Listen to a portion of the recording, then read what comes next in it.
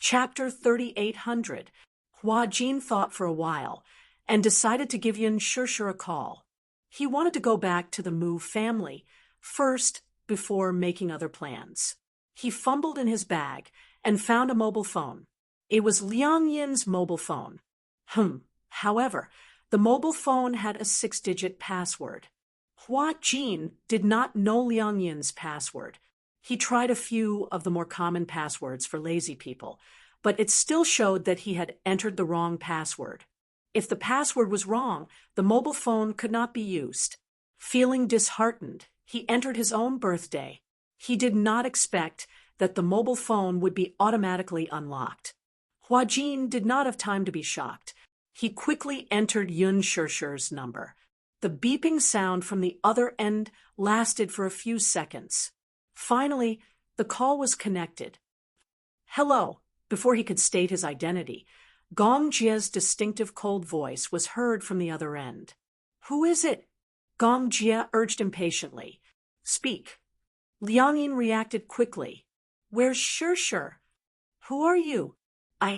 I'm... Liang Yin furrowed her eyebrows.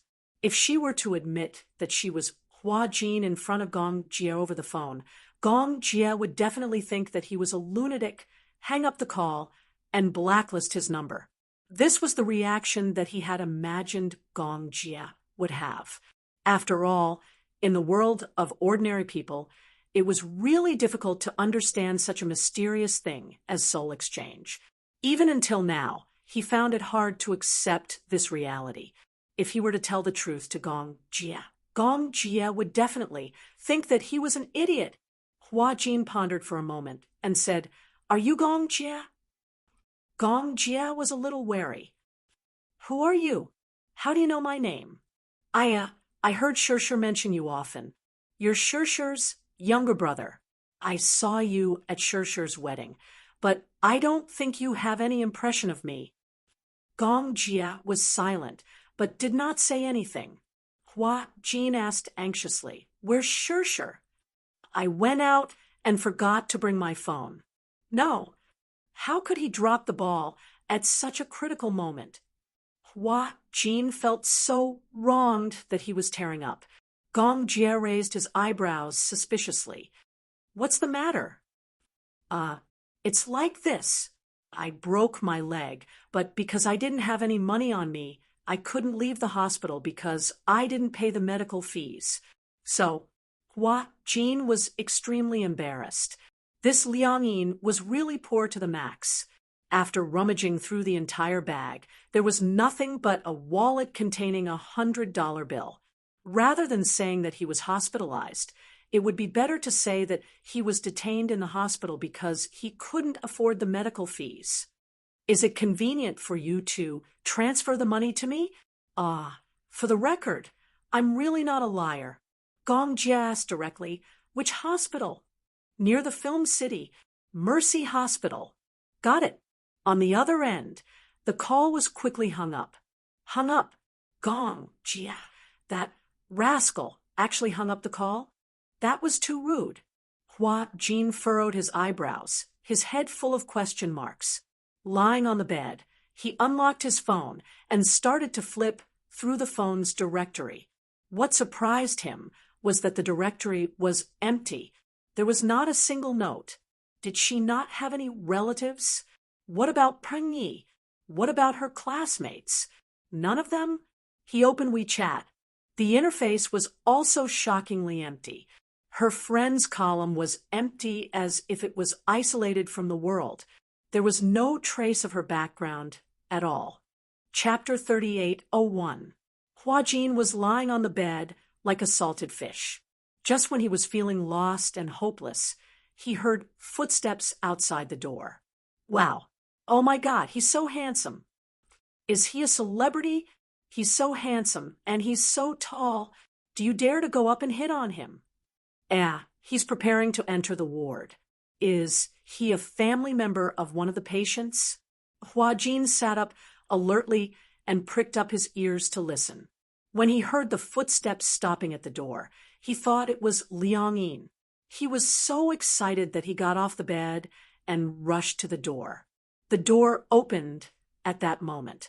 Hua Jin stared blankly at Gong Jia, who was standing at the door and looking at him coldly. The corners of his lips twitched a few times. Gong Jia looked down and sized up the girl, who only reached his chest expressionlessly. She had an exquisite oval-shaped face and a pair of watery eyes that stared at him as if she had seen a ghost. Why? Why are you here? Gong Jia was slightly taken aback when he heard that. He crossed his arms and asked calmly, You seem to know me? Hua Jin straightened his body, awkwardly cleared his throat, and corrected him uneasily. I wanted to ask, how did you know I'm in this ward? He did not seem to have told him which ward he was in. Gong Jia looked at him as if he was an idiot. He sneered. Sure doesn't know you at all. Gong Jia's gaze became sharper. She doesn't even remember that she has a friend called Liang Yin. Hua Jin was completely stunned. Oh my God, this Gong Jia, he was really resourceful. In such a short period of time, he managed to find out Liang Yin's ward, Liang Yin's name, and Liang Yin's background through a phone number. It was too terrifying. Feeling a little embarrassed, Hua Jin rubbed his hands together and clenched them into empty fists. Clearing his throat, he asked tentatively, Gong Jia, if I tell you something very fantastical and magical, will you be willing to believe me? Gong Jia narrowed his eyes again. He knew his name. This woman. She didn't seem to be that simple. Along the way, his subordinates had investigated that this person called Liang Yin was just an ordinary student. But how did an ordinary student know Yun Shishir's mobile number and even call out his name the moment she heard his voice? If she only knew Yun Shishir's name, he might just suspect that she was one of those paparazzi or a die-hard fans. But if she called his name, that would be unusual. Therefore, he had to get to the bottom of this person's background. He crossed his arms casually and said coldly, First, you have to tell me what's going on. Otherwise, how can I believe you? Hua Jin asked vaguely, Do you think there's such a thing as soul exchange in this world? Gong Jia frowned and grabbed Liang Yin's collar. He asked impatiently, Are you kidding me? Hua Jin was so frightened that his expression changed, and his teeth started to chatter.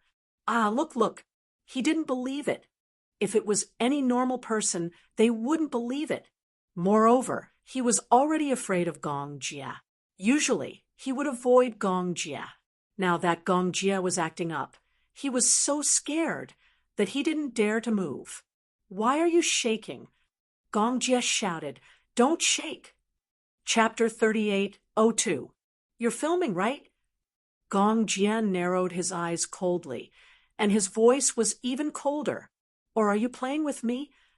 Hua Jin felt aggrieved as he thought to himself, I wish I was filming too. The point was, it wasn't. Spit it out. I'm impatient, and my time is limited. Hua Jin mustered up his courage, swallowed, and said with difficulty, I'm Hua Jin. Gong Jia's expression finally loosened a little. However, the expression on his face was not one of surprise, but of disbelief. After a while, he snorted coldly. Lunatic. With that, he tugged at his tie with an ashen face, turned around, and was about to leave. Gong Jia thought that Hua Jin must have set up this trap to prank him. He would not let this guy have his way. Seeing that he was about to leave, Hua Jin went up to him in a panic and struggled to keep up with him.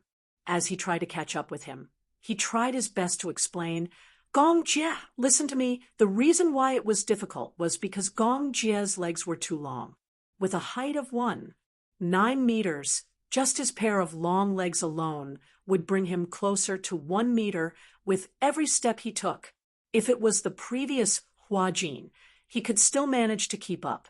The problem was that with his 63 meters height, there was a height difference of 30 centimeters. Gong Jia walked, while he had to jog to keep up with him. You might not believe me if I say this, but no matter who it was, it would be very difficult to explain it clearly. But I'm not lying to you, and I'm not playing with you. I'm really Huajin. Gong Jie ignored him. He thought that this girl who was jumping up and down like a little rabbit was Hua Jin's accomplice to prank him. After all, no matter who it was, they wouldn't believe in something like soul swapping. Hua Jin panicked and reached out to grab his arm. However, he had apparently forgotten that Gong Jie was a clean freak and never liked anyone touching him. Gong Jie turned around abruptly and grabbed Hua Jin's collar as if he was grabbing a rabbit's ear. He lifted him up by the collar of his hospital gown. Hua Jin struggled for a moment and instinctively tried to push him away.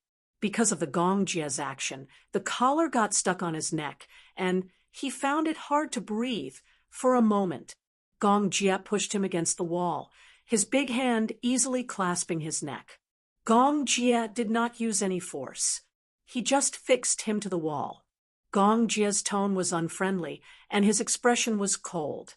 His eyes were like those of a ferocious beast, and he stared at him with burning eyes. Damn it, where is Hua Jin? Hua Jin's eyes widened in shock. He pointed at himself and explained in a panic. I'm Hua Jin. I don't remember that guy having breasts. Gong Jie looked at him disdainfully from head to toe and asked, You said that you're Hua Jin. Do you have any evidence? Hua Jin gulped with difficulty. His throat moved as he said aggrievedly, What evidence do you want? What evidence can you find to prove that I'm telling the truth? Gong Jie could not be bothered to waste time with him. Chapter 38:03. Gong Jie stopped in his tracks abruptly. His brows furrowed as he turned around abruptly.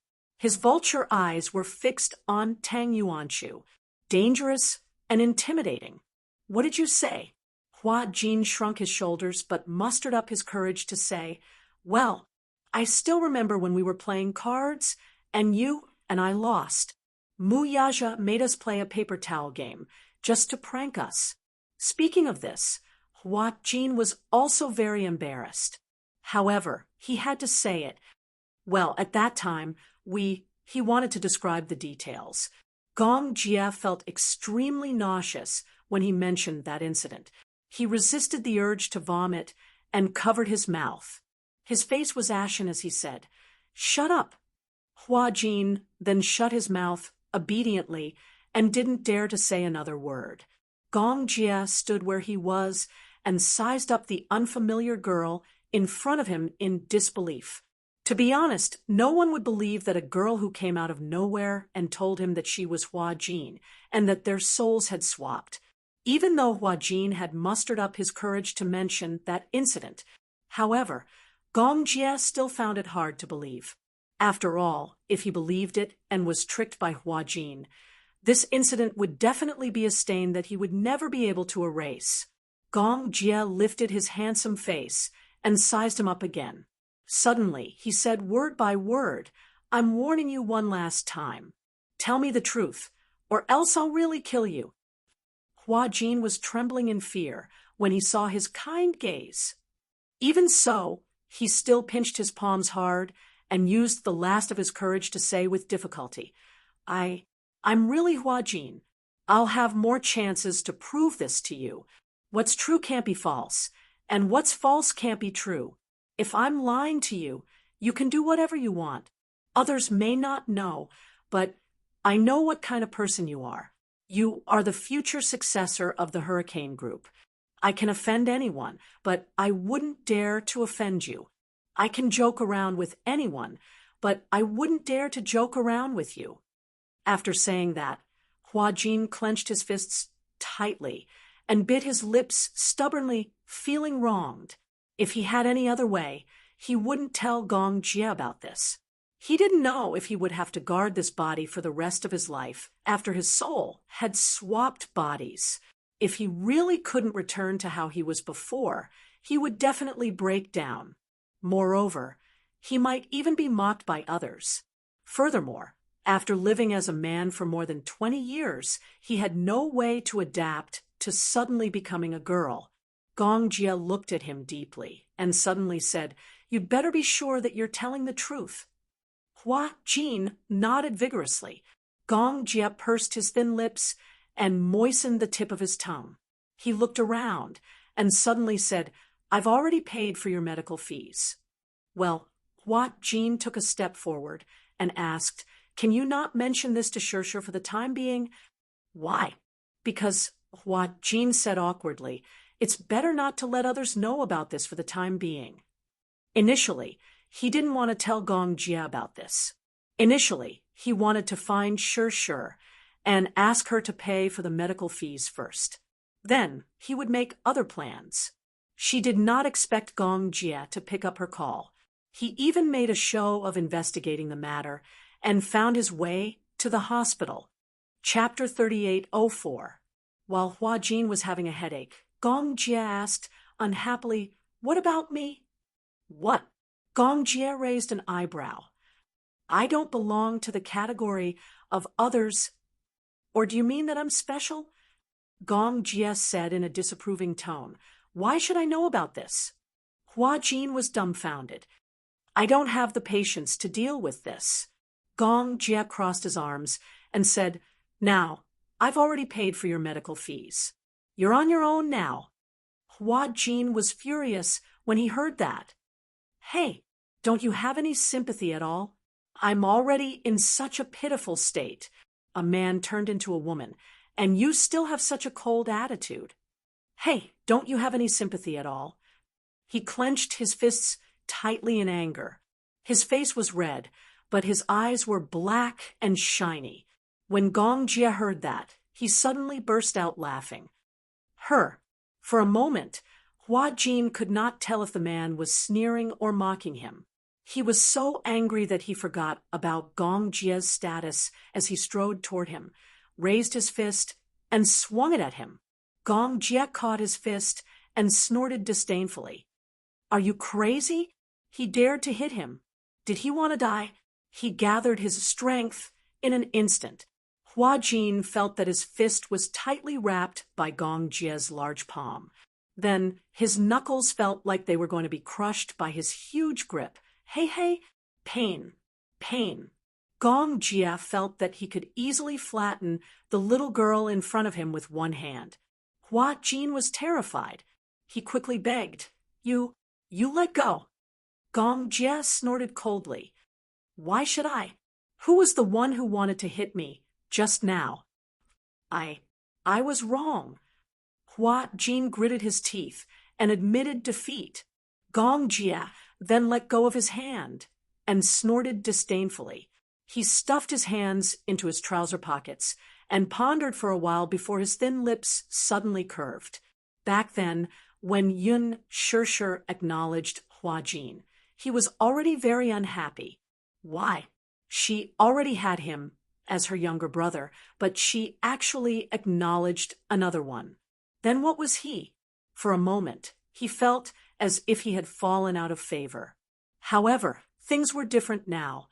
Gong Jia smirked and ruffled Hua Jin's hair.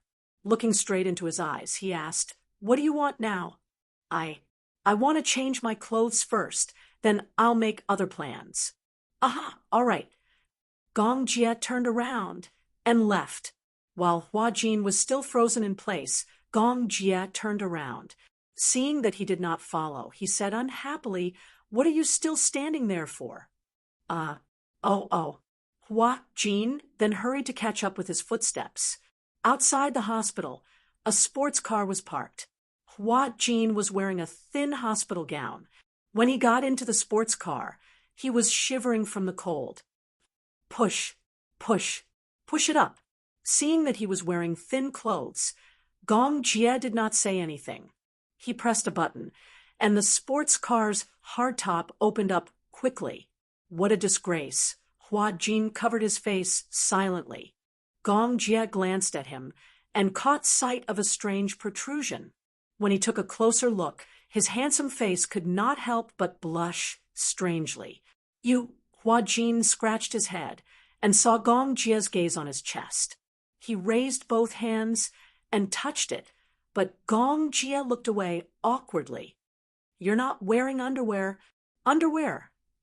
Chapter 38:05. In the hotel, Hua Jin stood in the bathroom and looked at the full-length mirror. He was hesitant about whether he should take off his clothes.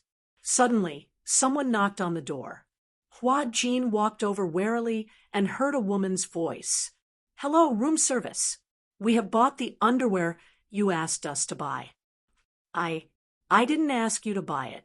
It was ordered by the gentleman in the same room as you. His surname is Gong. Hua Jin endured it and opened the door. He saw the room service pass him 2 exquisitely wrapped packages. When he saw the 2 black lace-edged bras in the packaging, his heart was in turmoil. He was going crazy. How humiliating. Hua Jin endured the awkwardness and tried to fit the underwear in front of his chest. However, he couldn't put it on. After changing his clothes in a hurry, Hua Jin opened the door and walked out. Perhaps it was because he had always been used to being a man, but even if his upper body was exposed, he would not feel the slightest bit ashamed. After all, this wasn't his body. Hua Jin had just opened the door when he suddenly came to his senses. He had blocked his bowels. After all, this wasn't his body. Then would Liang Yin, whose soul had been swapped into his body, not cherish his body and do whatever she wanted? When he thought of this possibility, Hua Jin was so angry that he felt a dull pain in his chest. He went back to the room and endured the awkwardness as he put on the underwear. When he came out again, Gong Jie was standing at the door with his arms crossed. Looking at the ashen face of the man, he enjoyed the latter's embarrassment. Now, he really believed that the girl in front of him was acting like a man. In addition, she spoke in Hua Jin's usual tone. He really believed in the fact that their souls had been swapped. This world was truly a fantasy. So far, there had been many things that science couldn't explain. Many people categorized these things as supernatural. Even many staunch atheists firmly believed that there were no ghosts in this world. However, Gong Jie had always been in awe of such phenomena that science couldn't explain. You may not believe it, but you must revere it. That was because humans were so insignificant. Science was only the conclusion of human research. It was not broad enough to encompass the entire world and universe. Perhaps many seemingly absurd things really did exist. Hua Jin braced himself and stood in front of him. He stretched out his hand and asked, "Can I borrow your phone for a while?" "What?" "I'll make a call to my cell phone." Gong Jie took out his phone and waved it in front of his eyes. Hua Jin reached out to grab it, but he raised it so high that Hua Jin grabbed nothing. "What are you doing? You haven't answered my question." Gong Jie asked, "I asked you before, where is your body now?" It was awkward to be asked this way. Hua Jin licked his lips and replied, "If I'm not wrong, No, my body should still be on set." "Set?" "Yeah, we fell into the water together. After that, I was sent to the hospital. However, I still had some consciousness in my coma. I saw her being escorted back to the hotel by my assistant. She should be fine." "I see." Chapter 38:06. Hua Jin touched his nose, tried to recall, and nodded. "Yeah." Gong Jie's lips curled into a sinister smile. "That's simple. Find that girl and fall into the water again. Maybe you'll be able to return to your bodies." Hua Jin's lips twitched violently. "I'm not a good swimmer, but that girl is even worse. It's easy to lose your life, okay?" Gong Jie didn't think much of it. "If I become a girl, I'd rather die. You only know how to gloat." "Humph." Hua Jin snorted coldly and spread out his hands. "Lend me your phone. Take it if you can." Gong Jie still held the phone high. Hua Jin raised his head to look at the phone, held high above his head. out of the corner of his eye, he suddenly caught sight of a stool at the side. He walked over, moved the stool over, and placed it in front of Gong Jia. Stepping on the stool, he snatched the phone from the man's hand. Gong Jia, aren't you childish? You're playing such a childish game with me. Gong Jia raised his almond-shaped eyes slightly. When Hua Jin wasn't paying attention, he stretched out his long legs and lightly hooked the stool leg with the tip of his toes. The stool shook, and Hua Jin's body swayed violently for a while. He couldn't stabilize his center of gravity and leaned back suddenly. Ah! Hua Jin waved his hands exaggeratedly, trying to maintain his center of gravity. Gong Jia saw that he was really going to fall, and with the corner of the table behind him, he was worried that he would cause an accident. Hence, he stretched out his hand and grabbed his waist. Hua Jin's body followed the inertia and fell on him. Dong! Hua Jin's body fell hard on Gong Jia's body. Even though his entire center of gravity was on Gong Jia, the latter was still as steady as Mount Tai and didn't move an inch. He easily lifted him by the collar with one hand. Hurry up and call them. Gong Jia kicked the stool to the side angrily. Hua Jin was furious. This Gong Jia is too despicable, taking advantage of the fact that he had become a woman. He purposely pranked him. Damn it! Hua Jin was angry, but he didn't dare to say anything. He could only grumble in his heart and secretly make up some Gong Jia. Then he took his phone and walked to the balcony. In the night breeze, the phone rang for a long time. The call was finally connected, and he heard a familiar voice that sounded a little timid. Hello. Hua Jin was stunned for a few seconds. Humans are really strange creatures. He was used to hearing his own voice, but once he switched to someone else's point of view and heard his own voice, he found it somewhat unfamiliar. It was slightly different from the voice he usually heard. Liang Yin. Hua Jin called her name angrily. Where are you now? It's you. On the other end, Liang Yin, who had transformed into Hua Jin, was obviously furious. You stole my body, shameless. Huh. Hua Jin sneered. Are you kidding me? I want to steal your body? You don't have breasts or buttocks, and you're poor. You're not a rich family's young miss, and you're not a peerless beauty. Why should I give up on being a big star and become an unknown poor woman? On the other end, Liang Yin was clearly infuriated. Any girl would be infuriated if they were criticized like this. Chapter 3807. Pervert. Pervert. This woman actually dared to speak to him like that. Hey, watch your words. What do you mean by pervert? I think you're the pervert. In order to get close to your idol, you actually pretended to be my fan to attend a visit. I think you're just a brainless fan who would do anything to get close to your idol. I saved you. Not only did you not thank me, you even scolded me. When I saw you fall into the water, I dared to step on you and leave you to fend for yourself. Hua Jin had a belly full of anger because of this incident. When this girl fell into the water, he should have abandoned her and left her to fend for herself. Why did he have to dive into the water to save her? If he didn't meddle in other people's business and play the good guy, perhaps such a ridiculous thing wouldn't have happened. Why did he have to suffer like this? This Liang Yin actually dared to humiliate him like this. Alas, Liang Yin had to accuse him instead. Feeling frustrated, he said, You're such a die-hard fan. Liang Yin retorted, I'm not a brainless fan. If you're not a brainless fan, then what are you? But of all people, why did you chase Tang Yu, who just debuted not long ago? Huh, you must be blind. Shut up. On the other side, Liang Yin was so angry that her face turned red. She said angrily, You're not allowed to insult Tang Yu. So what if I insult him? Hua Jin obviously didn't take her words seriously.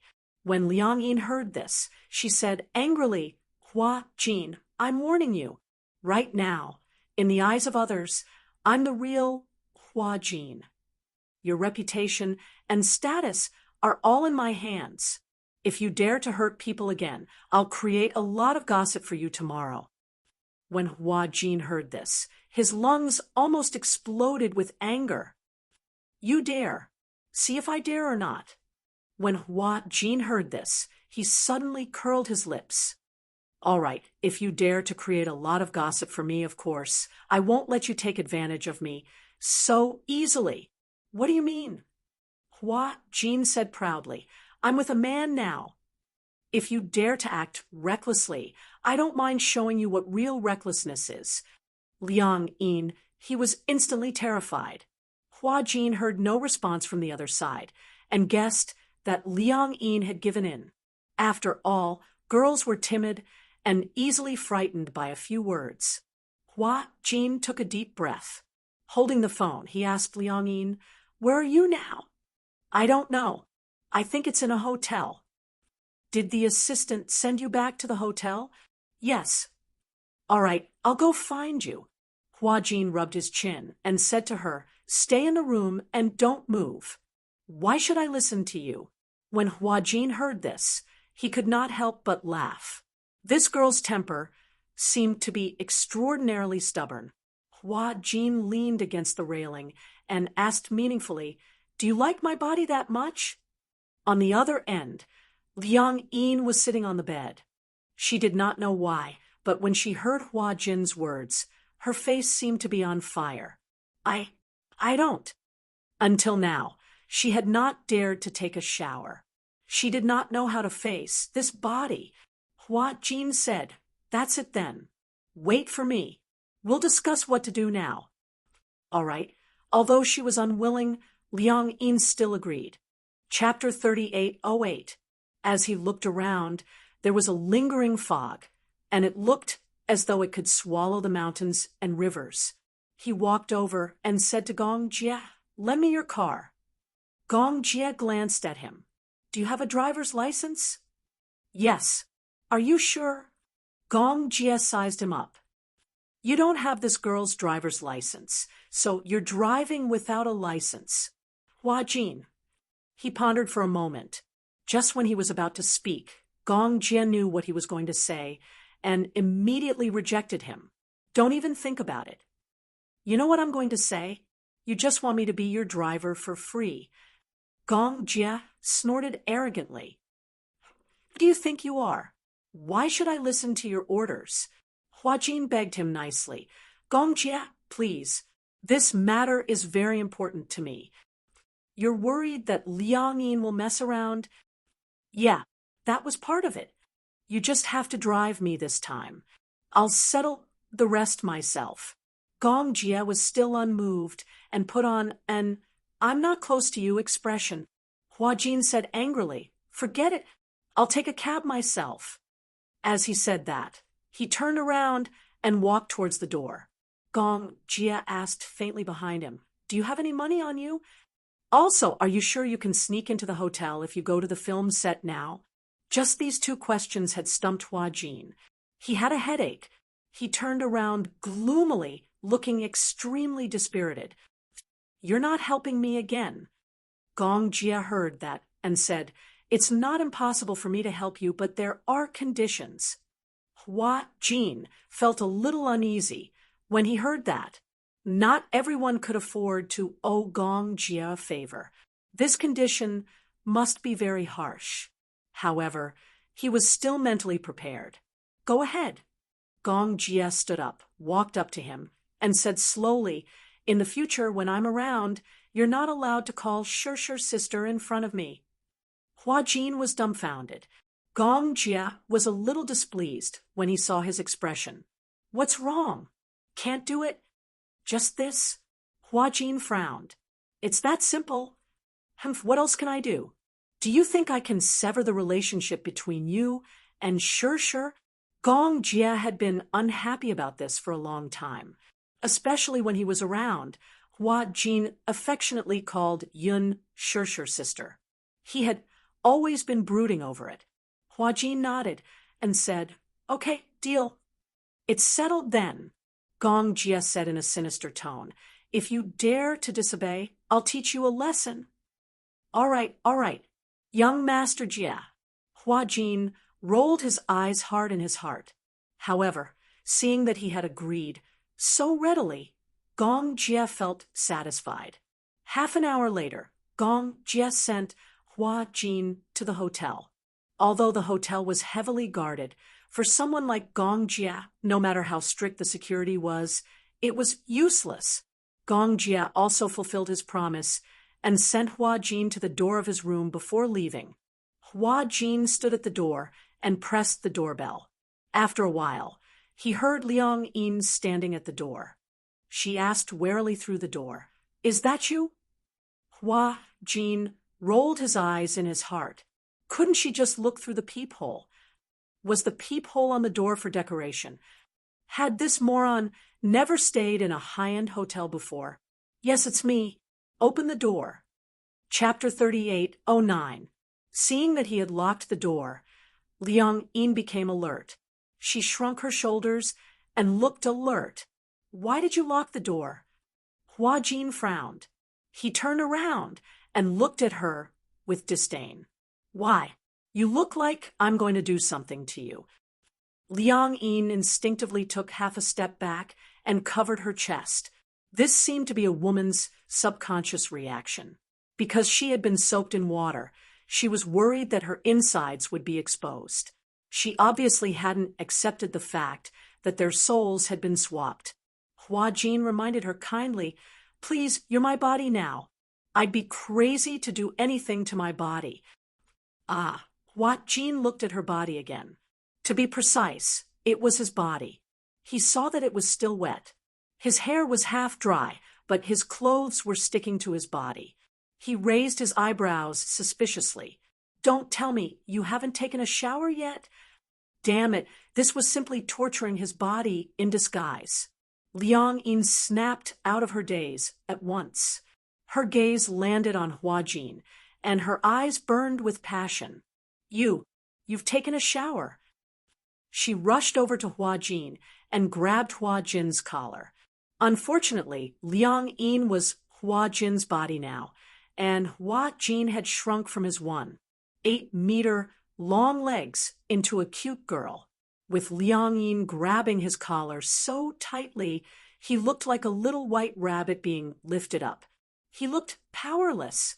Hua Jin didn't have any strength to retaliate. He struggled and said angrily, "What are you doing?" Don't tell me, you saw everything?" Liang Yin was infuriated. She glared at him and roared, "Don't tell me you've seen my body?" Hua Jin thought that this question was ridiculous. Have you ever seen someone bathe with their eyes closed? Liang Yin was so angry that she broke down. She said in despair, "So, you've seen everything on my body?" "Nonsense. Otherwise, do you want me to get wet and catch a cold?" Hua Jin said angrily, "I'm the one who despises her. She doesn't have a good figure, and she doesn't have any bright spots. She's an eyesore." Liang Yin couldn't refute. She was so angry that her eyes turned red. Her pair of eyes that were more charming than a woman's suddenly glistened with tears. She felt extremely wronged. Hua Jin was dumbfounded when he saw himself crying. "Why are you crying? You've seen me naked." Liang Yin was so angry that she fell to the ground, tears and snot running down her face.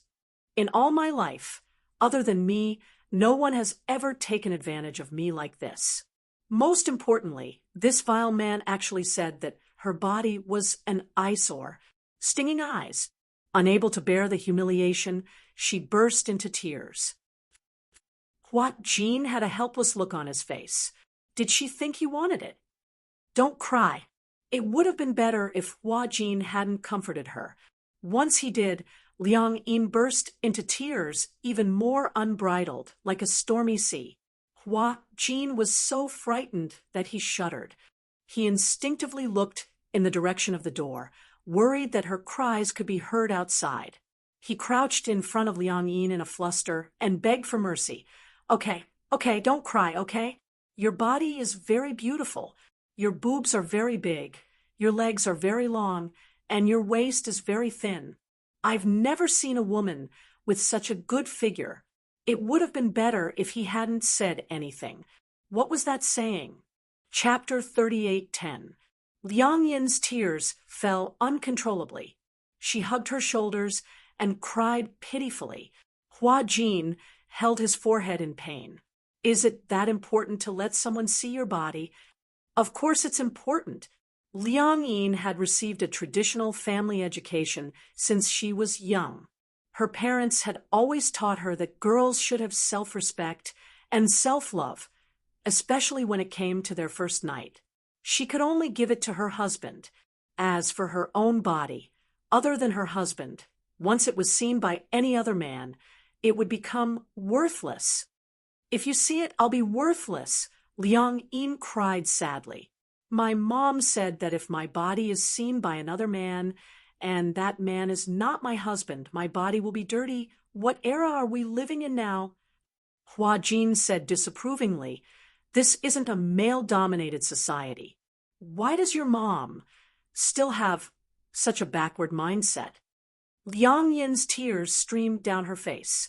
Hua Jin was helpless, but he had to coax her nicely. All right, don't cry. He wiped her tears and said, who said that a girl's body is worthless if someone sees it? Girls are only beautiful if they are more confident. Who said that a girl's self-worth needs to be reflected in this? Moreover, this was an accident. If I don't shower, what if I get a fever? Won't you be the one who gets hurt? Liang Yin stopped crying and looked at him in surprise. She was shocked because she didn't expect Hua Jin to comfort her so seriously. Hua Jin continued, moreover, if you have a boyfriend in the future and you give your first time to him, and he doesn't want you anymore, you won't kill yourself because you lost your virginity, right? Liang Yin listened quietly and didn't say a word. I've seen many girls who value their chastity. Even though the man wasn't suitable for them, they would insist on marrying him just because he was their first man. In the end, they wouldn't be happy for the rest of their lives. Hua Jin continued, it's best for girls to be independent. They don't have to depend on anyone to live. Why should they use these rules to restrict themselves? When Liang Yin heard this, she gradually stopped crying. When Hua Jin heard this, he patted her head. However, he felt that she was very obedient. After all, he was touching her head. Liang Yin's expression didn't change, but her heart was in turmoil. She didn't expect that Hua Jin would tell her this. All this while, her family had taught her to restrain herself. However, Hua Jin told her that girls needed to be more independent. They needed to know how to protect themselves, but they also needed to know how to pursue their own happiness. There was no need to restrict themselves too much. After thinking about it rationally, he realized that what Hua Jin said made sense. He had no reason to look at her body. However, given the current situation, there was nothing he could do. Liang Yin pursed her lips, feeling a little guilty. She felt that she was making a mountain out of a molehill. Just now, although she still felt a little awkward, she gradually calmed down. In the future, if you want to take a bath, I'll do it, Liang Yin said. When Hua Jin heard this, the corners of his lips twitched violently. Why? Because this is my body. Oh. Hua Jin nodded and asked meaningfully, so in the future, I'll do it for you when you take a bath. Chapter 38:11. Hua Jin, on the other hand, was very serious. He pointed at her and said, because this is my body. No way. Liang Yin rejected him right away. Thinking about it, a grown man giving her a bath, no matter how she thought about it. That scene was too strange. Hua Jin didn't know whether to laugh or cry. Missy, don't you think your double standard is a little too much? Liang Yin blushed and said, a woman bathing is different from a man bathing. How is it different? There, Liang Yin lowered her head. Her face was so red that it looked like blood was dripping from it. You have to bathe there too. Nonsense, Hua Jin said awkwardly. Men have to bathe there too. Both of them kept quiet. Liang Yin stared at him anxiously. Hua Jin also looked awkward. Ahem. How about this? Hua Jin cleared his throat and said seriously, at most, when I bathe, I won't be so serious. I mean, it'll be lighter. He said it very vaguely. Liang Yin blushed even more. Hey. What? You're not allowed to touch places that you shouldn't touch. Do you think I want to touch it? Who knows? Hua Jin blushed even more. He was extremely embarrassed. Although I've always been curious about what it's like to be a woman, I'm not happy about it at all. I'm also a victim. Don't make it seem like I'm persecuting you, Liang Yin said, unhappily. If you dare to touch places that you shouldn't touch, I'll touch them too. You can touch them. That's great. Liang Yin crossed her arms and snorted. I used to be curious about what it's like to have a man's balls crushed. Hua Jin widened his eyes. He pointed at her and said sternly, You'd better not touch it. It'll kill someone. Kill someone? Really? That place is the most vulnerable part of a man's body. Just imagining it made Hua Jin feel as if he had experienced it himself. He had goosebumps all over. That was the most vulnerable part of a man. In the past, when he was filming, the staff in charge of the wire was careless, and he almost fell into the lake. He accidentally hit the railing by the lake. Although he didn't hit the bullseye, he almost lost his family line. Even though it was just a graze, it still hurt so much that he wanted to die. In front of the visiting media, he had to force a smile and pretend that nothing had happened. That feeling was simply unforgettable. Then Liang Yin suddenly said, Let's make a deal. What? You're not allowed to use your hands. Hua Jin sighed. Liang Yin added, Oh, right. If you're bathing, try not to use the bathtub. Why? It's hands, okay. I to the.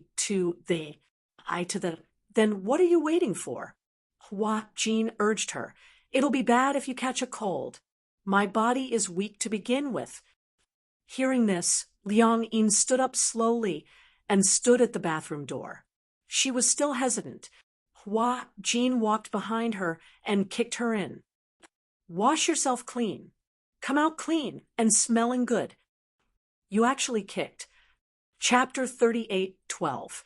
In the shower room, Liang Yin looked at the overflowing water and took several deep breaths. Earlier, when she entered the pool, her clothes floated up and Liang Yin was so shocked that she almost fell out of the bathtub. To be honest, she had never seen a mature man's body. In the end, she didn't expect that a man's body had such a structure. To be honest, it looked weird. The first time she saw a man's body, Liang Yin felt that a woman's body was more pleasing to the eye. Liang Yin endured the awkwardness and finished her shower. However, she took this opportunity to enjoy the bathtub and soak in it to her heart's content without any burden. When she came out of the shower, she pushed open the door and walked through the fog. In the cold room, Hua Jin was leaning on the sofa and had fallen asleep. Liang Yin walked over softly. Perhaps it was because of her body. When she looked over, it was as if she was looking at herself from God's point of view. Hence, she was very careful and didn't want to wake him up. Liang Yin squatted in front of Hua Jin and sized him up calmly. Rather than saying that she was sizing him up, it was better to say that she was sizing herself up. So, this was how she looked like. It felt different. It was different from when she used the mirror to take selfies with her cell phone. It seemed that she was slimmer and prettier. She didn't dress up often and rarely used skincare products. However, she didn't know why, when she was in school, the other girls in the same dormitory used tons of skincare products. She only used water to wash her face and didn't even use the basic moisturizer. However, her skin was actually better than those girls who used thousands of skincare products. Hence, she didn't believe that skincare products had any effect. Liang Yin sat on the bed and didn't wake Hua Jin up. After such a long day, she was a little tired. She lay quietly on the bed and covered herself with the blanket. She fell asleep just like that. The heater was turned on in the room. Hua Jin and Liang Yin lay on the sofa and the bed, respectively, and slept soundly. Early in the morning, the doorbell suddenly rang. Liang Yin did not wake up. She covered her head with the quilt, so she was not awakened by the doorbell. Hua Jin, on the other hand, was suddenly alert. He sat up from the sofa and walked to the door. Through the peephole, he saw his assistant standing at the door with a nervous expression. Hua Jin? Hua Jin. Hua Jin was just about to speak when he saw his hand on the doorknob. He realized that he had just woken up and had forgotten that he had already swapped souls with Liang Yin. He frowned and paced back and forth a few times. Then he returned to the bedside and shook Liang Yin awake. "Wake up! Wake up!" Liang Yin was still in the midst of her sweet dream when Hua Jin shook her. It was as if the ground and mountains were shaking in her dream. She woke up with a start and opened her eyes, only to see a magnified and horrified face. "Liang Yin, wake up!" Liang Yin woke up and rubbed her eyes. She sat up alertly and looked around. "What's the matter?" Before Hua Jin could say anything, she heard a knock on the door. She instantly became alert. "What's the matter?" Chapter 38:13. He had accepted an endorsement deal. Today's job was to attend an event on behalf of an advertiser. It was an event for a high-end skincare brand. However, seeing how Liang Yin was behaving, Hua Jin was worried that she would mess up the event. What should I do?" "Don't worry. Go and tell the assistant that you need to take a shower. Ask her to come back in half an hour. I'll tell you how to complete the task in this half an hour." "Do I really have to go?" Liang Yin seemed to be in a dilemma. I don't know how. Idiot. I'll teach you what to do later. You just have to learn from me." "All right then. Will there be a lot of media reporters? I'm not going to be on TV, am I?" Liang Yin couldn't be any more nervous at the thought of going on TV. Hua Jin held his forehead as he had a headache. To him, whether it was the media or the camera, he was already used to being on camera. However, Liang Yin was an ordinary person. She might not even be able to handle a small store event, let alone such a big event. Then, if they were not swapped back for the awards ceremony at the end of the year, Liang Yin would be so scared that she wouldn't be able to move an inch if she saw such a big event. "Go and tell the assistant first. Do as I taught you just now." Liang Yin immediately nodded. Oh, okay." She walked to the door and did as Hua Jin had instructed. She said to the assistant, I'm already up, but I just woke up. I want to take a hot shower." The assistant panicked. "Little ancestor, why do you want to take a shower? Just get the stylist to do your makeup." Hua Jin was eavesdropping at the side. When he heard this, he immediately gestured with his hands. Liang Yin couldn't understand what he was trying to say. Hua Jin leaned in close to her ear. His orchid breath brushed against her cheeks, making her feel as if they were on fire. "Just say that you fell into the water yesterday. If you don't take a hot shower, you'll catch a cold easily." Oh. Liang Yin was so nervous that her mind went blank. She immediately said, "Hua Jin said, he fell into the water yesterday. If he doesn't take a shower, he'll catch a cold easily." When Hua Jin heard this, he felt a headache coming on. Outside the door, the assistant was confused. What was going on?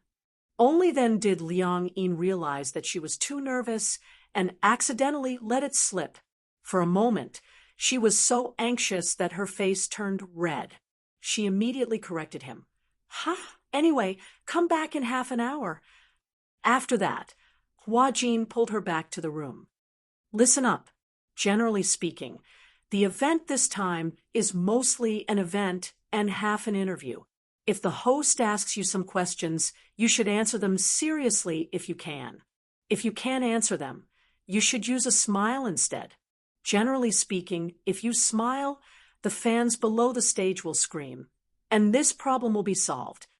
Liang Yi nodded, as if she understood. Then what if I don't know how to answer all of them and just keep smiling like an idiot? Who told you to smile like an idiot? Hua Jin demonstrated the correct way to smile for her. Liang Yi imitated him and smiled a few times. However, she saw that Hua Jin was stunned. What are you doing? Liang Yi poked his head. Why are you in a daze? Hua Jin reacted and touched her face narcissistically. No wonder my fans used to scream whenever I smiled. I look so good when I smile. Chapter 38:14. When Hua Jin saw this, he was a little surprised. What are you doing? Do you think we'll never be able to change back? That I'll be living as you forever? Isn't that good? Hua Jin smirked. You're the one who lucked out. How am I the one who lucked out? Look, I'm prettier than you, richer than you, and more famous than you. What about you? You have nothing. It's so difficult for you to even meet your idol. If that's not lucking out, then what is? Hua Jin said disapprovingly. Liang Yi was speechless. She asked, what about you? Are you going to meet me in secret? Meet you in secret? Hua Jin narrowed his eyes suspiciously.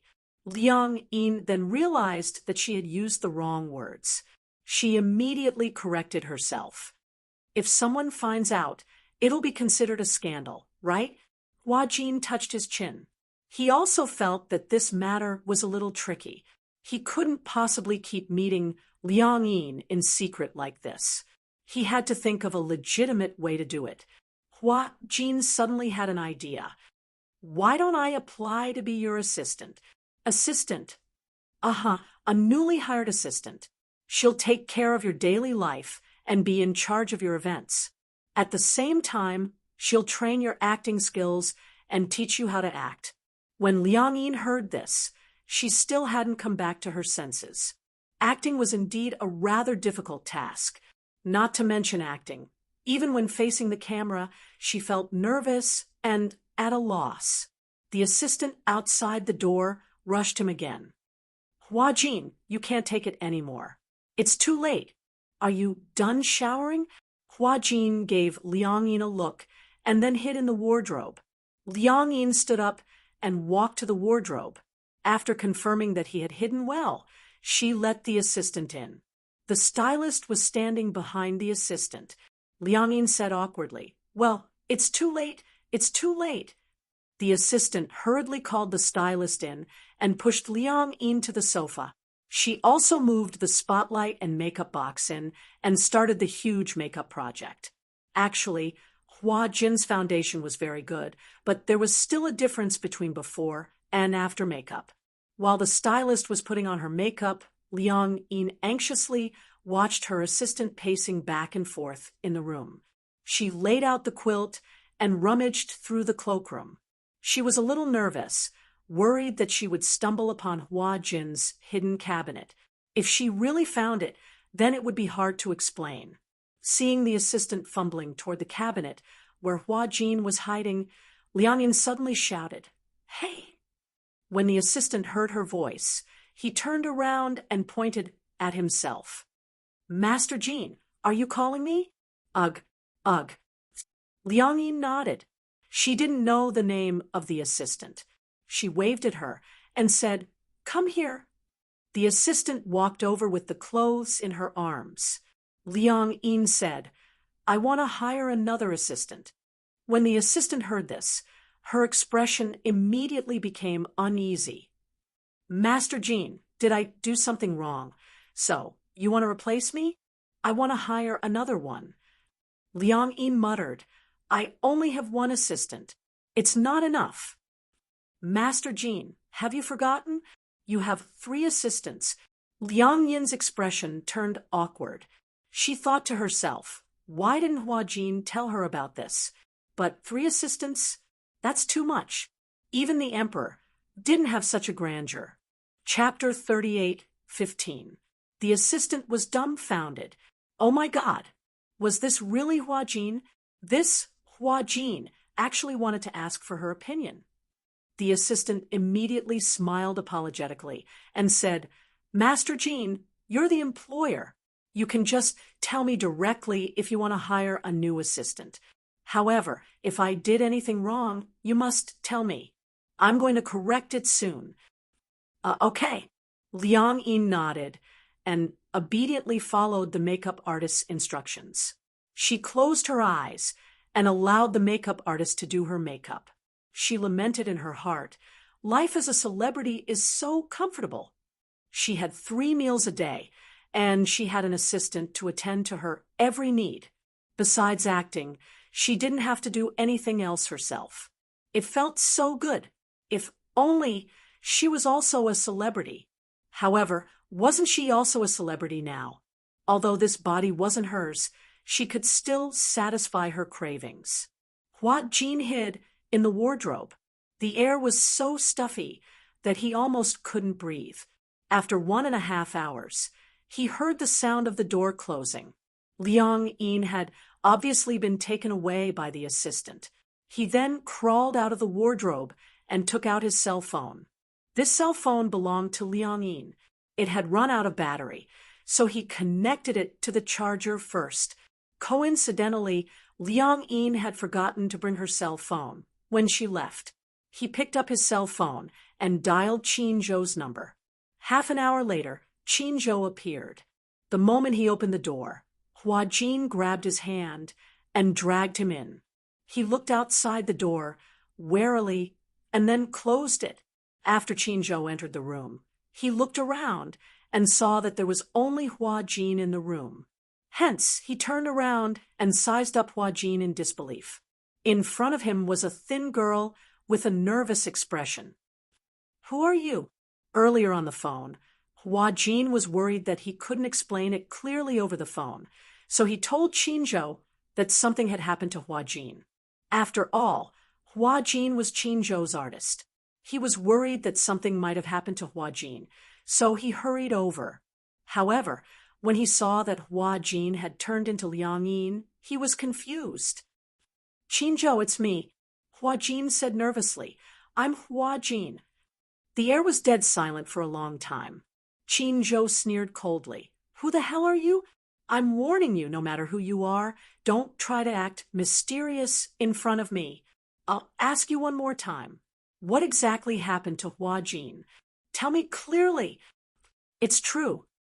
Hua Jin grabbed his hand anxiously. I'm really Hua Jin. Now, calm down.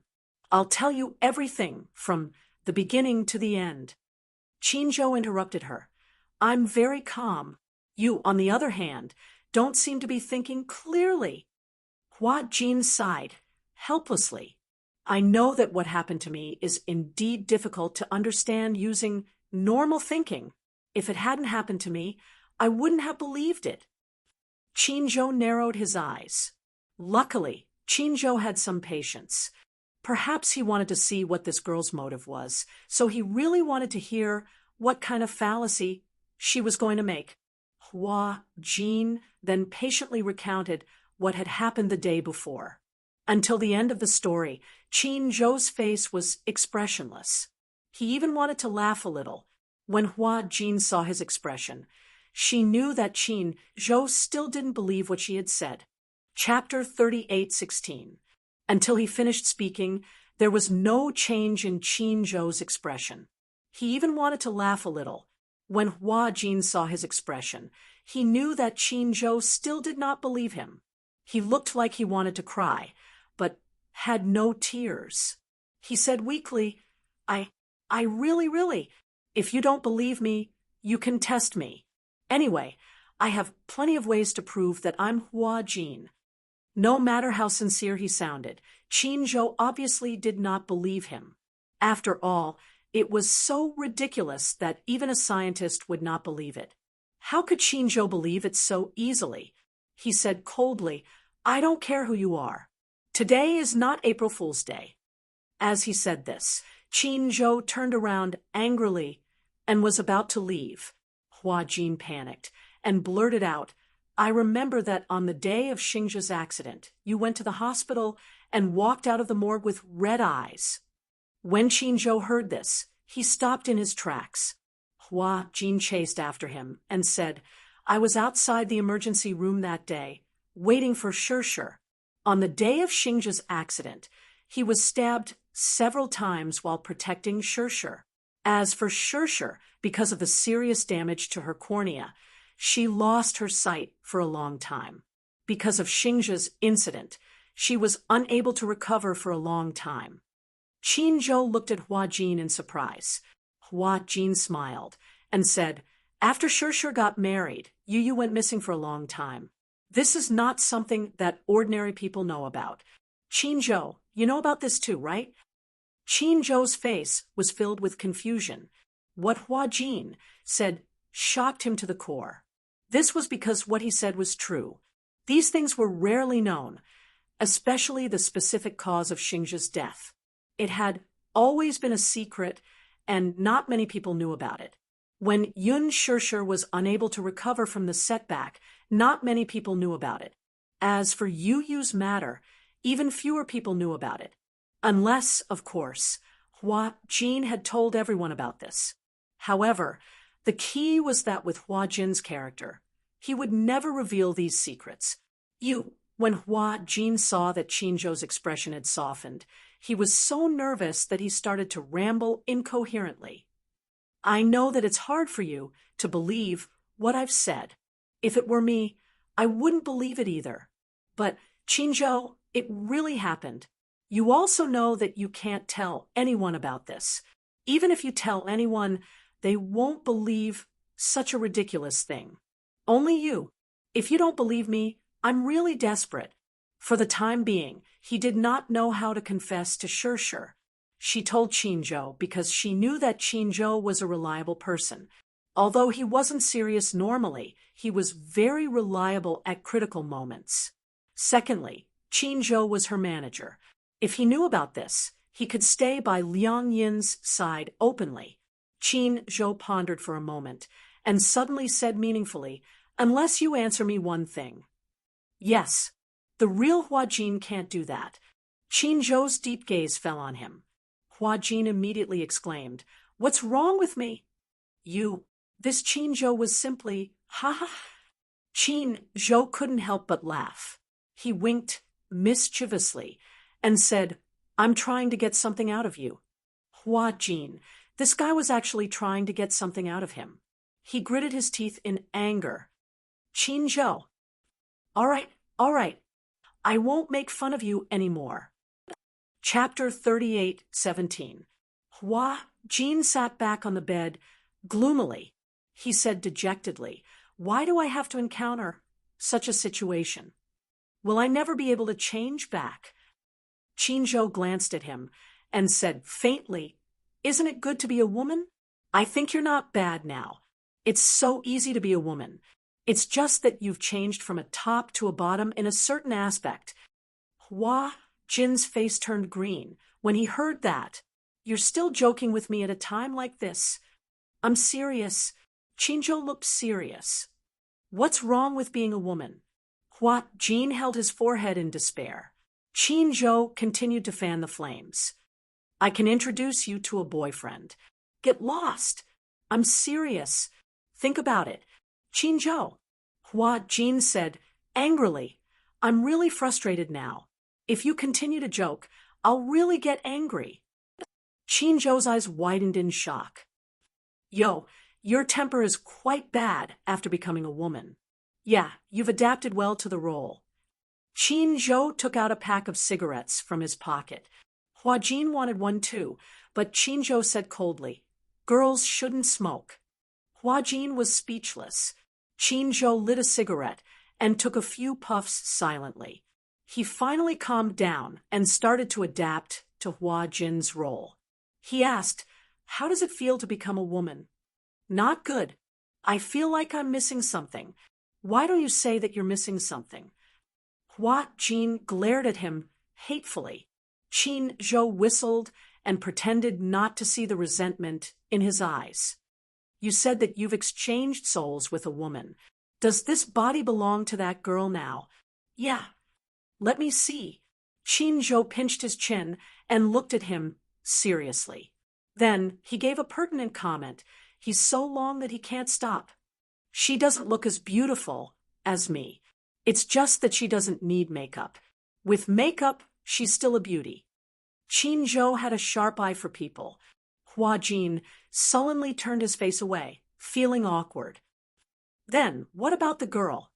Hua Jin suddenly thought of something and stood up nervously. "Send me to the event venue now." "Huh. I'm afraid she doesn't know how to deal with that kind of situation." Qin Zhou frowned and nodded. Hua Jin followed Qin Zhou into the car and drove all the way to the event venue. The venue was already crowded with people. Hua Jin's current fame was like the sun in the sky. His position in the entertainment industry was hard to defend. As the most popular young actor, he had the most traffic. Hua Jin's commercial value was very high. The so-called commercial value was the cohesion of the fans. The cosmetics that he endorsed during his endorsement period increased from 1.5% of the market share to a terrifying 18%. What a terrifying fan effect. No matter what product Hua Jin endorsed, it would almost guarantee the reputation and sales. Therefore, many of Hua Jin's loyal fans had already gathered at the event venue. Thanks to this, it was Hua Jin's first time attending his own event as a member of the public. On stage, the MC was still hyping up the crowd. Liang Yin had yet to appear, but there were already quite a number of fans below the stage screaming Hua Jin's name hysterically. The entire venue was in full swing, and the atmosphere was terrifying. Chapter 38:18. Qin Zhou smiled. "Why? Are you shocked by your own fans?" Hua Jin nodded and gulped. "I didn't feel it when I was on stage, but now I feel that these fans are crazy." Before he could finish his sentence, the fans behind him kept squeezing forward, accompanied by the earth-shattering cheers. Hua Jin saw Liang Yin come on stage. Liang Yin held the microphone nervously. When she came on stage, she felt countless strong spotlights fall on her. It was dazzling. Her vision blurred, and she couldn't see clearly for a while. The MC gave a brief opening speech and looked at her. Before Liang Yin went on stage, the host had already discussed the script with her. But even though they had discussed the script, it was her first time appearing under the spotlight as a celebrity. So, she wasn't used to it. As a result, she stood rooted to the ground in shock. Hua Jin saw her standing there in a daze and held his forehead. Why was she so scared that she didn't say a word? Could it be that she had stage fright? Qin Zhou narrowed his eyes and looked at her. On stage, the MC saw Liang Yin holding the microphone nervously with a dazed expression and was a little puzzled by her unexpected performance. "Hua Jin, say hello to the fans below the stage." Liang Yin came back to her senses and raised her hand stiffly. She smiled at the audience. "Hello, everyone. I'm Hua Jin." As soon as she said that, the fans below the stage screamed crazily. "Ah, Hua Jin. Hua Jin, I love you. Hubby." Someone shouted loudly, causing the audience below the stage to burst into laughter and call him husband. The scene was too big. As a result, in the decently sized hall, Liang Yin could only feel a buzzing in her head. So this was the experience of being a celebrity. It didn't feel good. She was a fan of Tang Yu and had seen many fans chasing after celebrities. At that time, she felt that the more enthusiastic the fans were, the more excited the celebrity idol on stage would be. She shouted so loudly because she wanted her idol to hear her. Unfortunately, now that Liang Yin had switched over to Hua Jin's perspective, she realized that no matter how passionate the fans were, in her eyes, there was only a sea of black. She even felt like the fans below the stage all had the same face, and she couldn't tell who was who. If he was too enthusiastic, it would instead she was at a loss as to what to do. Hua Jin, I love you. Hubby, hubby. She did not know how to respond. Although she was now occupying Hua Jin's body, she was not Hua Jin. These were not her fans. She did not even know how to reciprocate their enthusiasm. He was completely out of his wits. Usually, when celebrities were doing activities, they had to constantly interact with the fans below the stage. However, Liang Yin's ability to improvise was more than just passable. It was simply too horrible to look at. She just stood there awkwardly, as if she was petrified. Hua Jin covered his face. He knew that an ordinary person like Liang Yin would not be able to handle such an occasion. Qin Zhou was speechless. She seems to be frightened by your fans. Is it that exaggerated? Hua Jin said impatiently. Isn't it just greeting and interacting with the fans? It's not difficult, right? I haven't asked her to act yet. It's not the same. Qin Zhou said. She might not have gotten into your role yet. Chapter 38:19. On one hand, he was feeling a little unwell. His stomach was strangely swollen and painful. On the other hand, the fans were so noisy that his eardrums hurt. If it wasn't for Liang Yin, he wouldn't want to stand in front of so many people. On the stage, although Liang Yin was just standing there in a daze, the MC's ability to save the situation was quite outstanding. He said to the fans, "Actually, I saw that Hua Jin was feeling a little unwell backstage." He turned to Liang Yin and asked, "I heard that you were busy filming a new show and often stayed up late?" Liang Yin didn't know how to answer. She didn't know how to smooth things over, but when she recalled Hua Jin's words, if she didn't know how to answer, just smile, smile.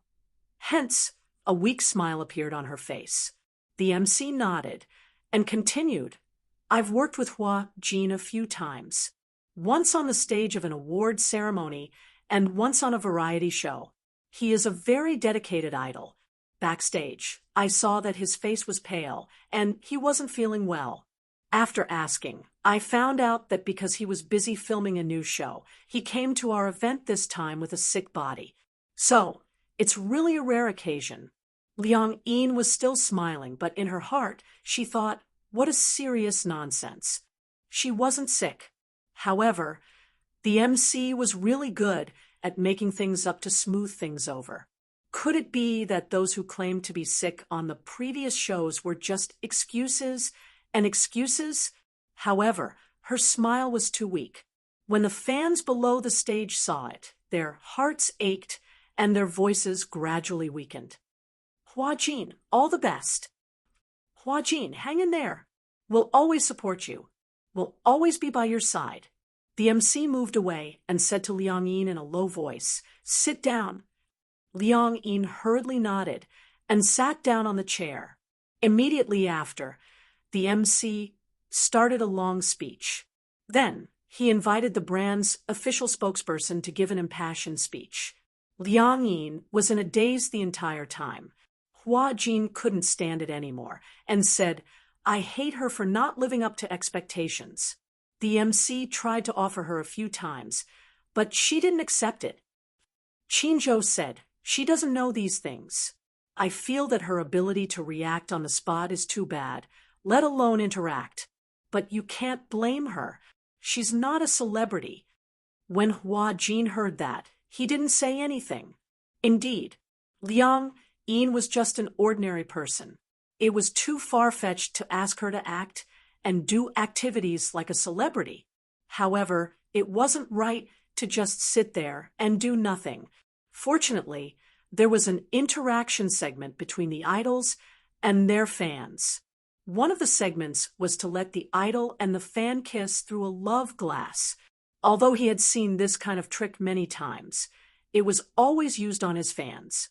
However, not every fan was lucky enough to get on stage.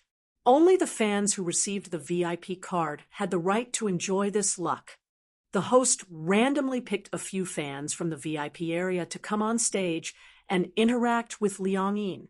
Liang Yin, on the other hand, was very open about this game. After all, the people on stage were all female fans, so she didn't have to be so reserved. She smiled and interacted with the host and the fans. It was the fans' turn to be excited and nervous. Although they were kissing through a glass, at least they could be in close contact with their idols. They could even hug them. This was something that many fans didn't even dare to dream of. Ah, it's my turn, it's my turn. Chapter 38:20. Someone fainted. Someone fainted.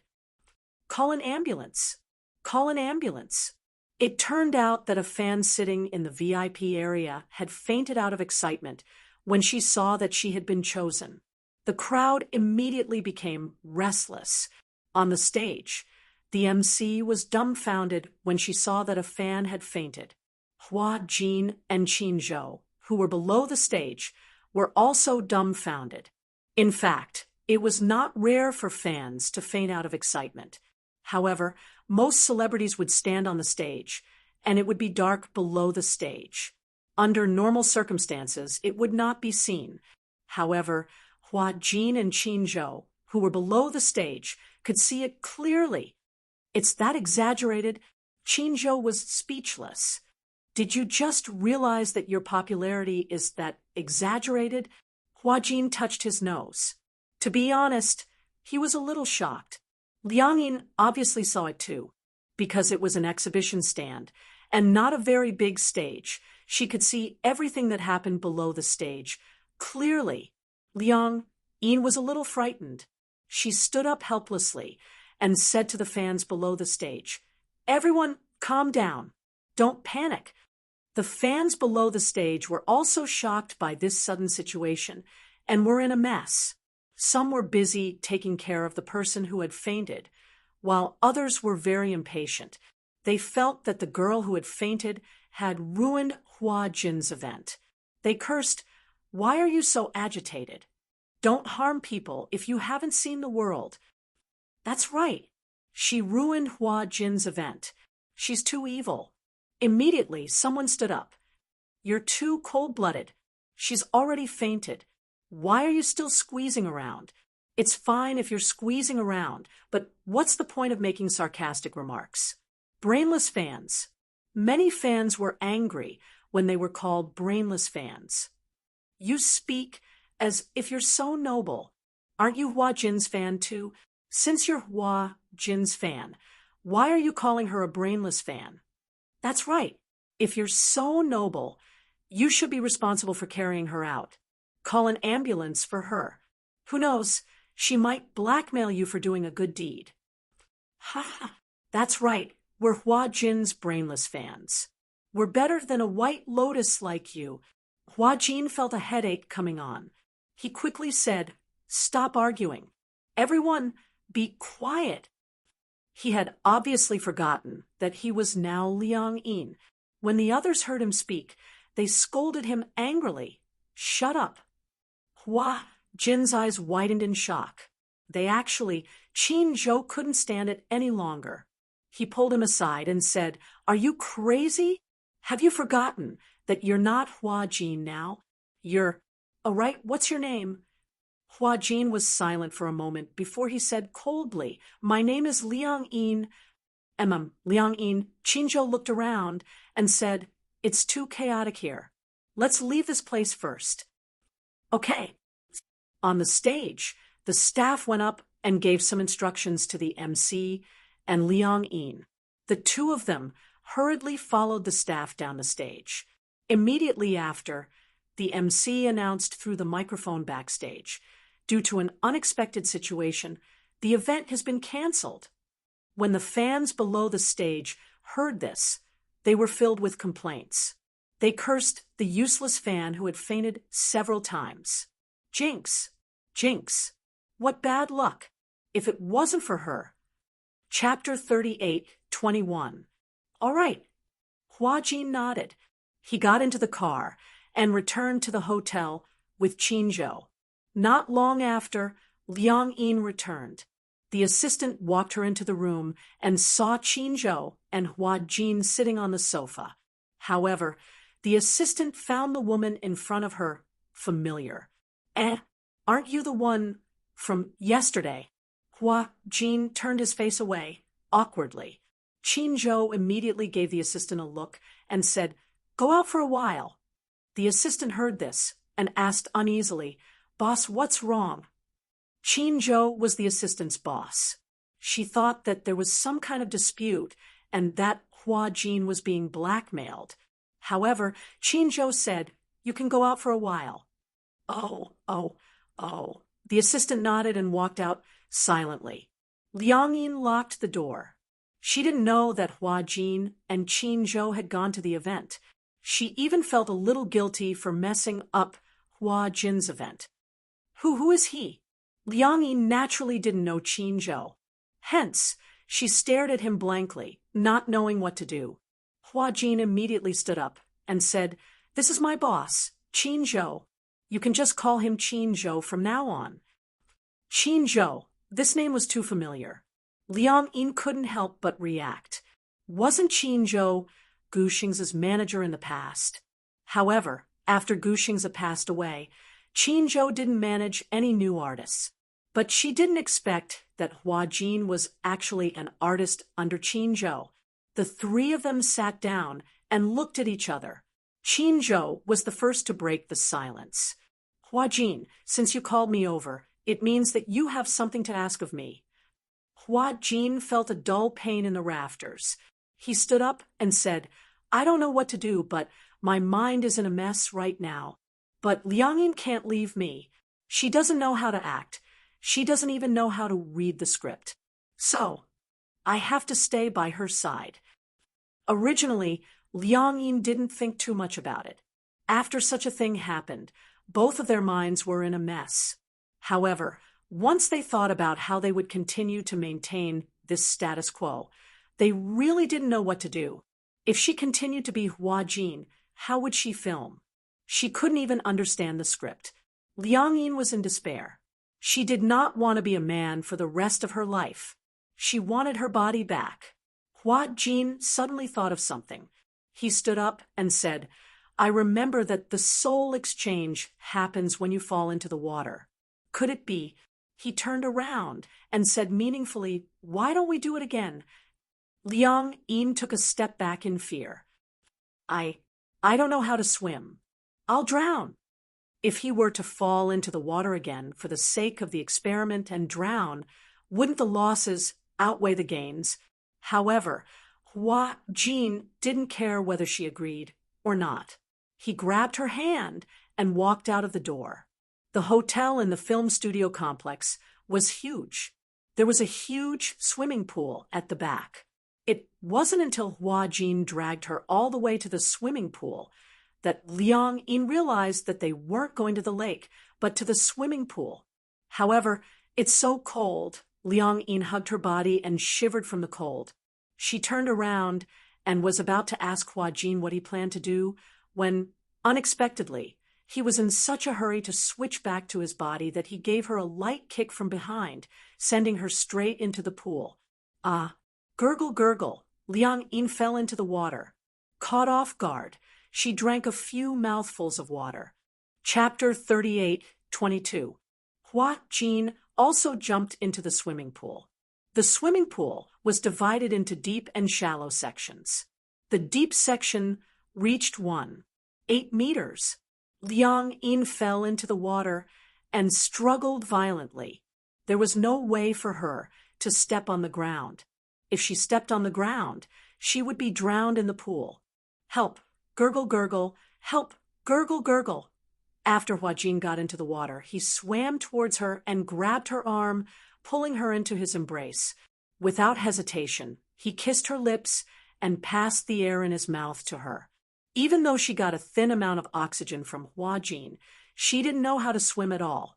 In addition, she had gulped down a few mouthfuls of water, and her brain was on the verge of hypoxia. After that, she lost consciousness. Suffocation. The feeling of suffocation filled her entire brain, and it kept sending out signals of danger. When she woke up again and opened her eyes, she was greeted by fresh air. Liang Yin immediately took in big mouthfuls of air greedily. When she had almost recovered, she then realized that she had returned to the shore. She sat up abruptly and saw Huajin sitting by the side of the pool with a hopeless expression. "Have you given up?" Qin Zhou's cold voice came from beside him. Huajin turned around and glared at him with an ashen face. Liang Yin wanted to say something, but her gaze fell on Huajin's face. She didn't know why, but her gaze was fixed on his lips. When she thought of how he took the initiative to pass the air to her in the swimming pool, she didn't know why her face started to burn.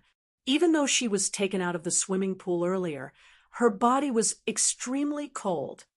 "Go back to your room first," Qin Zhou said again. "Since you're here, let's take things as they come. Since you've changed your body, let's just leave it as it is for now. You can stay by her side as her assistant. As for the future, let's talk about it later." Huajin felt wronged, but he had no choice. He could only stand up and walk back to his room with a gloomy expression. Liang Yin saw that he didn't look too good, and she didn't know why she blamed herself for it. It seemed like, if it wasn't for her carelessness, Huajin would have ended up like this in order to save her. Liang Yin stood up guiltily and nodded at Qin Zhou before following Huajin to the room. The two of them entered the room. Huajin stood at the bathroom door and took off his clothes. When he saw Liang Yin enter the room, he stood there awkwardly and said to her, "Don't you want to shower together?" "Let's shower together?" Liang Yin took a step back. "Please don't." Men and women couldn't accept it clearly. When Huajin heard this, he didn't know whether to laugh or cry. "Now, your body is mine, and my body is yours. What's there to be confused about?" After a pause, he continued, "Let's shower together. There's only one bathroom. I'll take a long shower. What if you catch a cold if I wait too long?" "I'm fine." "You think I care about you?" Huajin snorted coldly. "I care about my body. Now that your body is mine, you're not responsible for yourself. You're responsible for me. Understand? And I have to be responsible for your body too." These words sounded very awkward. Liang Yin felt a little uncomfortable. However, she saw that after Huajin had finished speaking, he took off all his clothes. Chapter 38:23. It wasn't until Huajin entered the bathroom that Liang Yin hid in a corner and secretly took off her clothes. She hugged her body and walked into the bathroom, trembling. Huajin was already sitting in the bathtub. The warm water was slowly being poured into the bathtub. In the blink of an eye, the bathroom was filled with mist. The bathtub was very big. It was 2 meters wide and could accommodate 2 people. Liang Yin stood by the side of the bathroom, still hesitating. Even though she was in Huajin's body now, it still felt a little awkward. Huajin said plainly, "Come in." Liang Yin lifted her leg and stepped into the bathtub. The warm water submerged her ankles, and the pores all over her body opened up. Her desire for warmth was such that she couldn't care less. Moreover, there was a lot of mist, and the bathtub was very big. She could stay a little further away from him, separated by the mist. They couldn't see each other. Hence, Liang Yin sat in the bathtub, separated by the mist. They couldn't see each other. Liang Yin hugged her knees and tried her best to curl her body into a ball. Huajin suddenly asked, "Are you still studying?" "I'm not studying anymore. I'm in my 4th year of university, and I'm doing my internship." "Oh." Huajin asked again, "What about your family?" I'm alone." "Alone?" Hua Jin raised his eyebrows. How is that possible? You haven't graduated yet. Don't tell me you're alone and can take care of yourself. Liang Yin exhaled and said, My biological father is overseas. My mom divorced him and remarried to another man. She's living with that man. She left me a house and gives me living expenses every month. Got it, Hua Jin explained. In the future, if your mom comes looking for you, I'll at least know what's going on. Otherwise, it won't be good if I can't react in time and things get out of hand. Liang Yin nodded. She asked worriedly, Do I have to act for you in the future? You've read the original novel, Heavy Snow, right? Yes. Very good. There aren't many changes to the script. You just have to memorize the lines. Hua Jin spoke casually, but Liang Yin felt a headache coming on. You're saying that you're filming the day after tomorrow? Yes. Then, I still don't remember my lines. After I take a shower, I'll burn the midnight oil and practice with you. When Liang Yin heard this, she still felt uncertain. The bathroom was connected to the bathtub. Hua Jin soaked for a while, then stood up and washed under the shower. Liang Yin kept a close eye on him, making sure that he didn't violate any parts of her body that shouldn't be touched. When Hua Jin finished washing up and saw him off, she stood up, stepped out of the bathtub, and rinsed herself under the shower. After walking out of the bathroom, she saw Hua Jin busy in the living room. First, he placed 2 floor lamps in front of the sofa. Then, he moved a small stool to the back left. You see these 2 lamps? Yes. You can think of them as 2 cameras, 1 camera A and 1 camera B. Cameras? Liang Yin didn't understand these professional names at all. It's a camera. One is a long shot, and the other is a close-up. Sometimes there may be other cameras in other scenes, but the main 2 cameras are facing you. Hua Jin pointed at the small stool and said, That's where the director sits. Chapter 38:24. When Hua Jin heard this, he felt a little hopeful. Then you should have some foundation in lines, right? Liang Yin furrowed her eyebrows, feeling a little conflicted. I definitely can't compare to a professional. Actually, I didn't go to any film school, and I'm not a professional.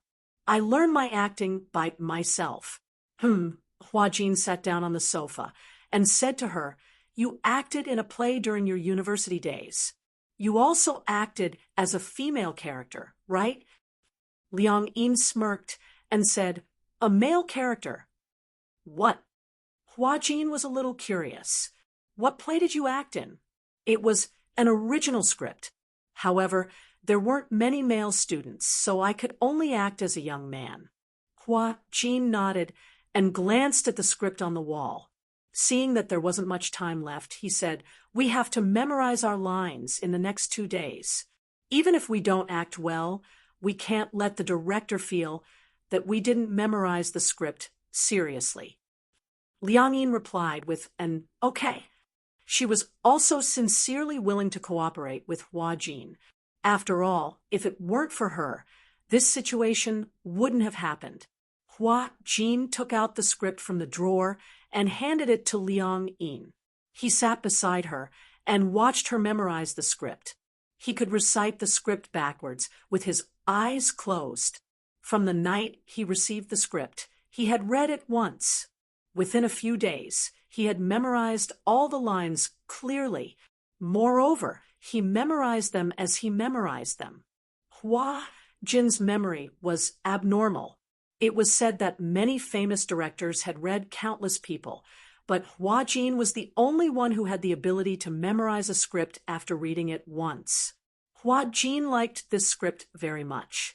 Hence, when he read the script, he read it with relish. Liang Yin, on the other hand, didn't have a terrifying memory like Hua Jin. However, she was more hardworking and hardworking. When she was in school, her grades were among the best. That was because no matter what she did, she was very serious and focused. Hua Jin gave Liang Yin the whole night to memorize the script, and he lay on the sofa to accompany her. He originally thought that Liang Yin would find the script boring and wouldn't cooperate. But unexpectedly, Liang Yin was very focused. She memorized the script and highlighted the key points. She tried to figure out the character's mood and state and rehearsed it in her heart. Hua Jin saw that she was so serious, so he was relieved. Unknowingly, he fell asleep. When he woke up again, the sky was already bright. It was Liang Yin who shook him awake. "Wake up!" Hua Jin opened his misty eyes. He was so sleepy that he saw Liang Yin squatting beside the sofa. However, his eyelids were slightly dizzy. He knew that she hadn't slept all night. "What happened?" Hua Jin sat up from the sofa and yawned. "You didn't sleep? Didn't you ask me to read the script?" Liang Yin smiled proudly. "I've already memorized all the lines." "Oh." Hua Jin didn't react at first. It was only when he realized later that his eyes suddenly widened. "What?" "I've already memorized all the lines." "Impossible." Hua Jin woke up immediately. He flipped through the script and muttered, "There are so many lines. How could she memorize them all in one night?" Even with his incredible memory, it took him an entire night to memorize all the lines. This Liang Yin had memorized all the lines in just one night. Chapter 38:25. Hua Jin said, "Okay, but let's just pretend that we're filming. Let's simulate the scene of filming. You can put in your emotions just like how you're acting with me. Let's do this part first." Hua Jin noted that this was the part of filming the day after tomorrow. This was the main point. Liang Yin glanced at it and knew which part it was. She stood up and walked calmly to the center. It was obvious that she was very confident. First, she closed her eyes and brewed her emotions. Hua Jin also stood up. As her co-star, he was playing the role of the female lead, Mu Qingge. Standing opposite her, Hua Jin patiently waited for her to get into character. A few minutes later, Liang Yin opened her eyes and nodded. "Let's begin." Hua Jin also quickly got into character. Although he was not an experienced actor, Hua Jin's acting skills were definitely among the best among the younger actors. The story of Demon Eyes was about the love and hatred between the Demon Slayer and the Fox Emperor. The female lead, Mu Qingge, was a disciple that no one acknowledged in the Yin Yang Palace. As an Yin Yang master, her primary responsibility was to slay demons. However, as a demon slayer, Mu Qingge could not even learn the basic demon slaying techniques.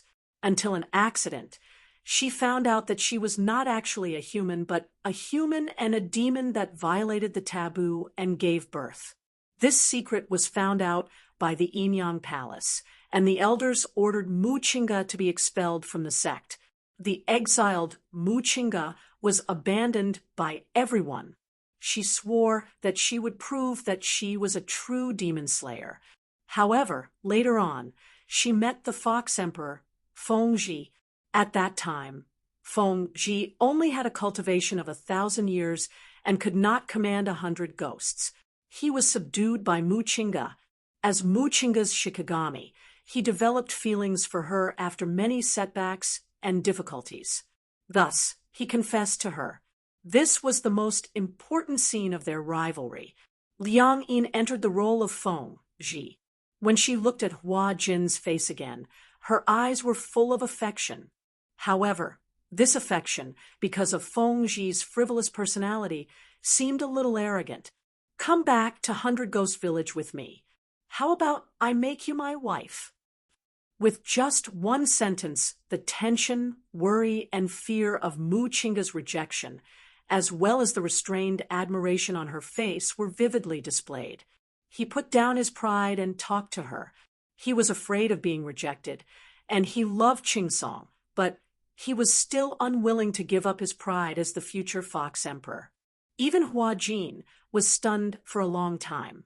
He was even prepared to stop, but he didn't expect Liang Yin to be in such a good state. It was too unbelievable. Has this guy never acted before? Acting depended on one's talent, one's aura, and 3, one's looks. If one didn't have talent and spirit chi, no matter how many great teachers they had, it would be useless. Gu Xing's acting skills were very good, and so was Yun Shishir's. Both of them were typical non-acting students, but Gu Xingze was very talented, and he could portray any character he wanted. Yun Shishir was full of spirit. Her role as Yin Xiaochuan was definitely the most classic screen image. He didn't expect that Liang Yin's conditions were also so good. She was really born to be an actress. Seeing Hua Jin in a daze, Liang Yin asked nervously, "What's wrong? Is there a problem?" No, Hua Jin quickly said. "You acted very well." Then, "It's not your problem. I was distracted." Chapter 38:26. The two of them rehearsed the scene at the airport. Liang Yin was in the zone, so much so that Hua Jin didn't skip the scene. He followed her mood and completely immersed himself in the role. What made him a little shocked was that in the last scene, when Liang Yin was about to part ways with Mu Qingge, she turned slightly to the side. There were tears hidden in the corners of her eyes, but because of her stubbornness, not a single drop fell. It was too shocking. Hua Jin excitedly called for a stop. He walked in front of Liang Yin and asked in surprise, "You are really not an acting student?" Liang Yin was a little curious. "What's an acting student?" "It's," Hua Jin said, "many actors come from the Central Opera and the Northern Film Academy. These actors who graduated from the Film Academy are called acting students. They have all undergone professional training." Liang Yin smiled. "I studied English translation in university. Other than drama, I haven't acted in any other movies." Hua Jin was a little depressed. How could her acting be so good? This was the standard. Comparisons were odious. Liang Yin's talent was not inferior to Gu Xing's at all. "It's a pity that you're not an actress." When Liang Yin heard this, she couldn't tell for a moment whether Hua Jin's words were complimentary or derogatory. She was a little confused. "Are you complimenting me?" "Of course." Hua Jin snorted. "If I'm not complimenting you, then what am I?" Liang Yin blushed and said, "Thank you." Hua Jin said, "It's morning. You stayed up all night memorizing the script. You must be hungry, right?" "Yeah." Liang Yin nodded. "I'm hungry." "Then, let's go out for breakfast." Can I go out as I please?" Hua Jin explained, "This is the film studio. There are no random people who can sneak in, only reporters and fans. Next to the film studio is the food street. There's all kinds of food. It's only a few hundred meters from the hotel, so it's quite convenient. Sometimes, many celebrities would stay in the film city for a few months for filming. Food, clothing, housing, and transportation were all in the film city. Many of the quaint buildings in the film and television city were built later. Because of the filming, the area gradually became prosperous. A few years ago, there might only be half of the fast food here, but as the film and television industry became more and more developed, there would be dozens of film and television crews shooting movies here every year. Actors, staff, reporters, fans, with such a large group, many businesses were born. Hotels, inns, guest houses, food streets. It could be said that everything was available. Hua Jin asked Liang Yin what she wanted to eat. Only then did Liang Yin realize that this Hua Jin seemed to be quite a gentleman. As soon as they walked out of the room, Tang Yu's voice came from behind. "Senior Hua Jin." Hua Jin subconsciously turned his head, and only then did he realize that he was now Liang Yin. Tang Yu wasn't calling him TSK. This Tang Yu was really annoying. Perhaps it was because of him. He suddenly remembered that day on the boat. Liang Yin was aggressive, saying that Tang Yu was the real male lead of the drama. He felt disgusted when he saw Tang Yu. This Tang Yu was so young, and his hair was greasy. What was so good about him? Hua Jin glanced at Liang Yin, only to see her turn around. When she saw it was Tang Yu, her face suddenly turned red. Hua Jin was so angry that he stepped on her foot. It wasn't heavy, but it was enough to attract her attention. Chapter 38:27. Hua Jin was even more annoyed. Why are you blushing? Liang Yin didn't know how hot her face was. However, she couldn't force herself to calm down in front of her idol. Before she could say anything, Tang Yu had already walked up to her and said with a smile, "Senior Hua Jin, you're up so early? You don't have to call me senior." Liang Yin seemed a little bashful. She blushed and said, "Just call me Hua Jin." Tang Yu was stunned and a little flattered. He didn't know why, but since the night before, Hua Jin's attitude towards him seemed to have changed from arrogance to inexplicably intimate. It seemed the change was too sudden. The real Hua Jin, on the other hand, was furious, who allowed her to act on her own accord. Why did Tang Yu have to call him by his name? He was his senior.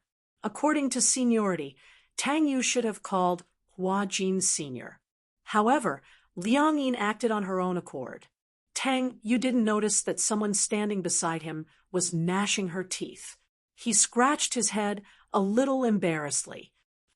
"Hua Jin, is it really okay for me to call you that?" "No, of course." Liang Yin agreed happily. Tang Yu was quite encouraged. He took a step closer and pretended to ask naturally, "You're up so early. Are you going to eat breakfast?"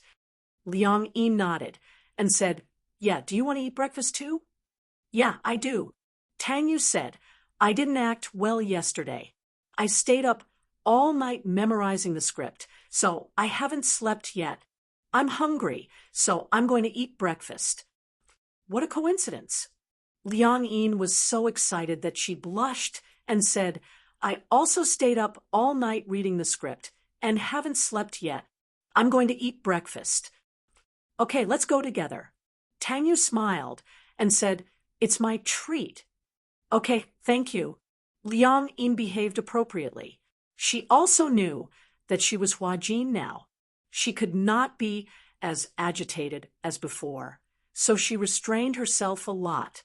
However, Hua Jin could no longer remain calm. He tugged at Liang Yin's sleeve and asked incredulously, "Are you going to have breakfast with him?"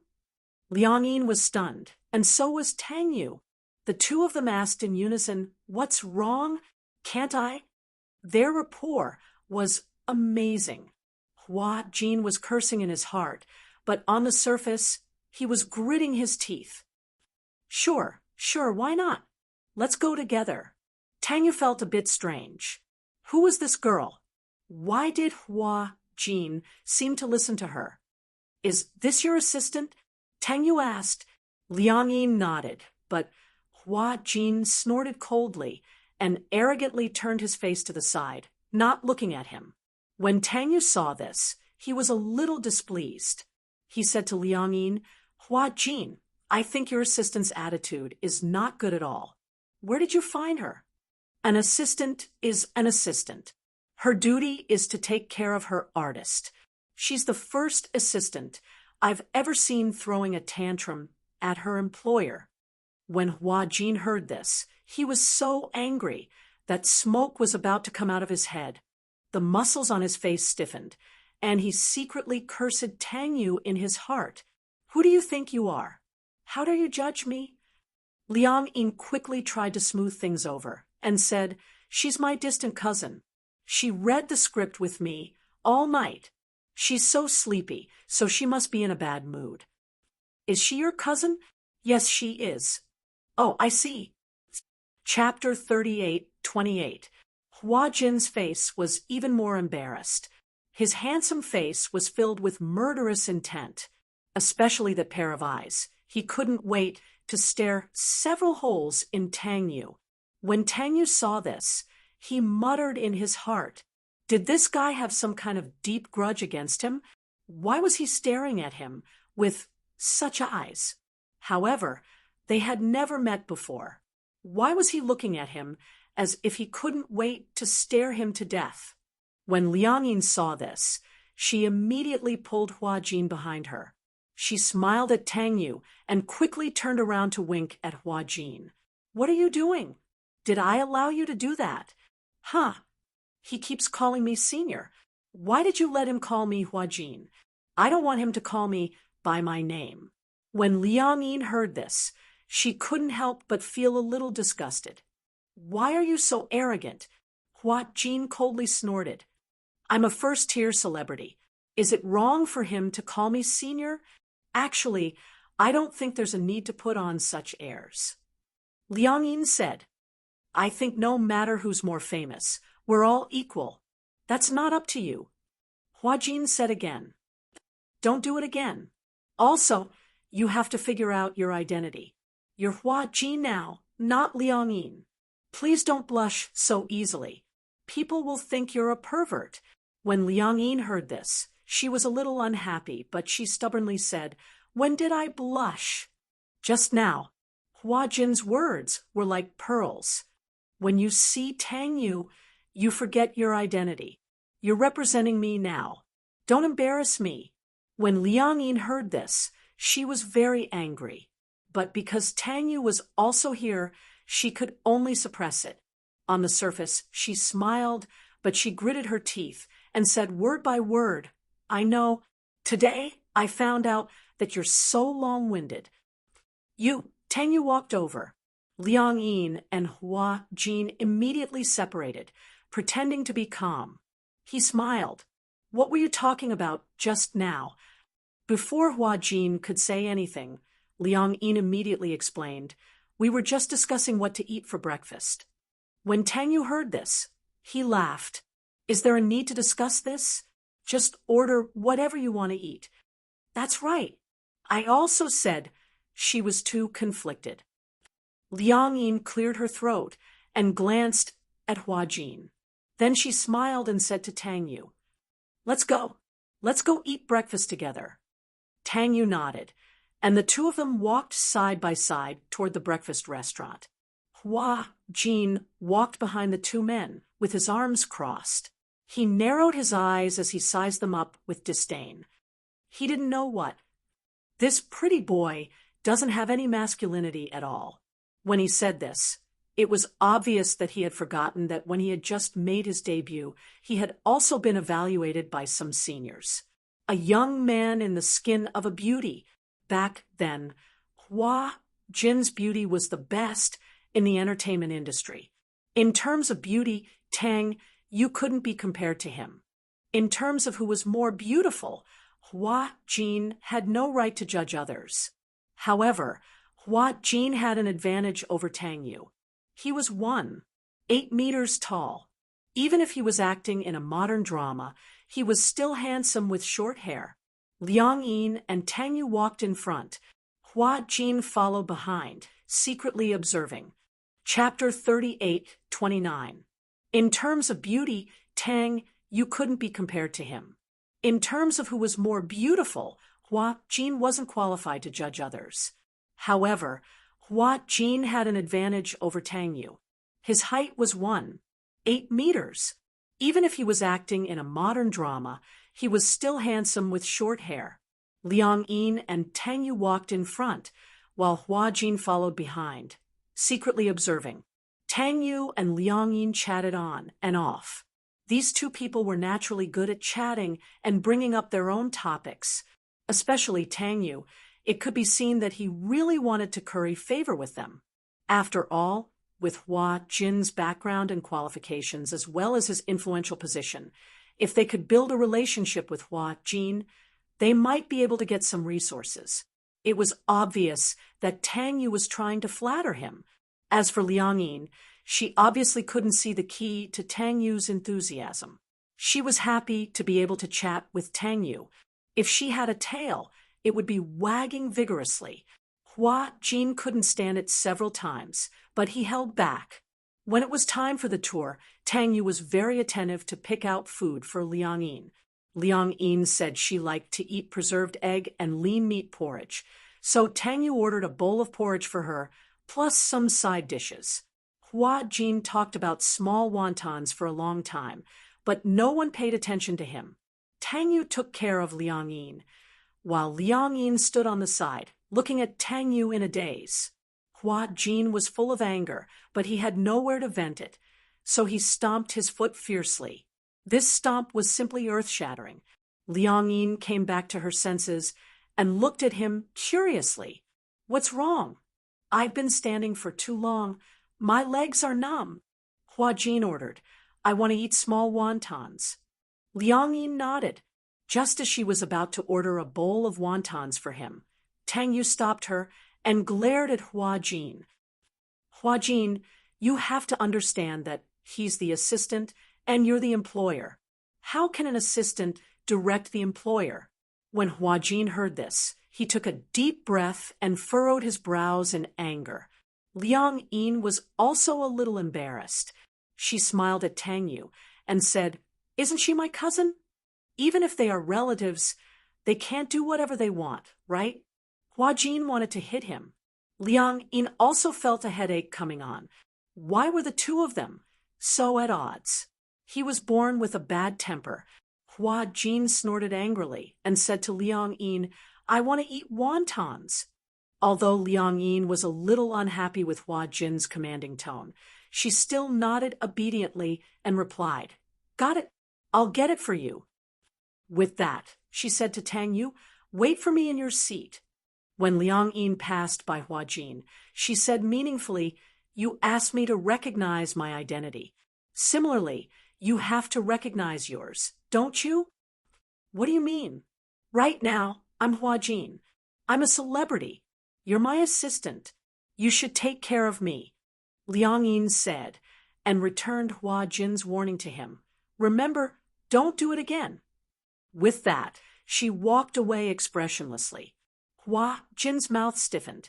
Good, this wretched girl. Now she knows how to bicker with him. Not simple. Hua Jin didn't say anything and sat down in his seat. Tang Yu glanced at him and suddenly said, "You seem to be a little prejudiced against me." "Prejudiced?" Tang Yu said again. "I think you don't like me. If I didn't know better, I would think that there's some deep hatred between us." Chapter 38:30. Hua Jin narrowed his eyes. A hypocritical smile appeared on his face. "Of course it's because he's prejudiced against you. Don't look at how well Hua Jin treats you. Humph, do you think he wants to talk to you? He looks down on small-time celebrities like you who do whatever it takes to become famous." Tang Yu's expression changed, but he was a little suspicious, because based on his understanding of Hua Jin, it seemed that Hua Jin would really say that. Usually, when they were on set, he could tell that Hua Jin did not like him. He didn't know why, but overnight, he became more peaceful with him.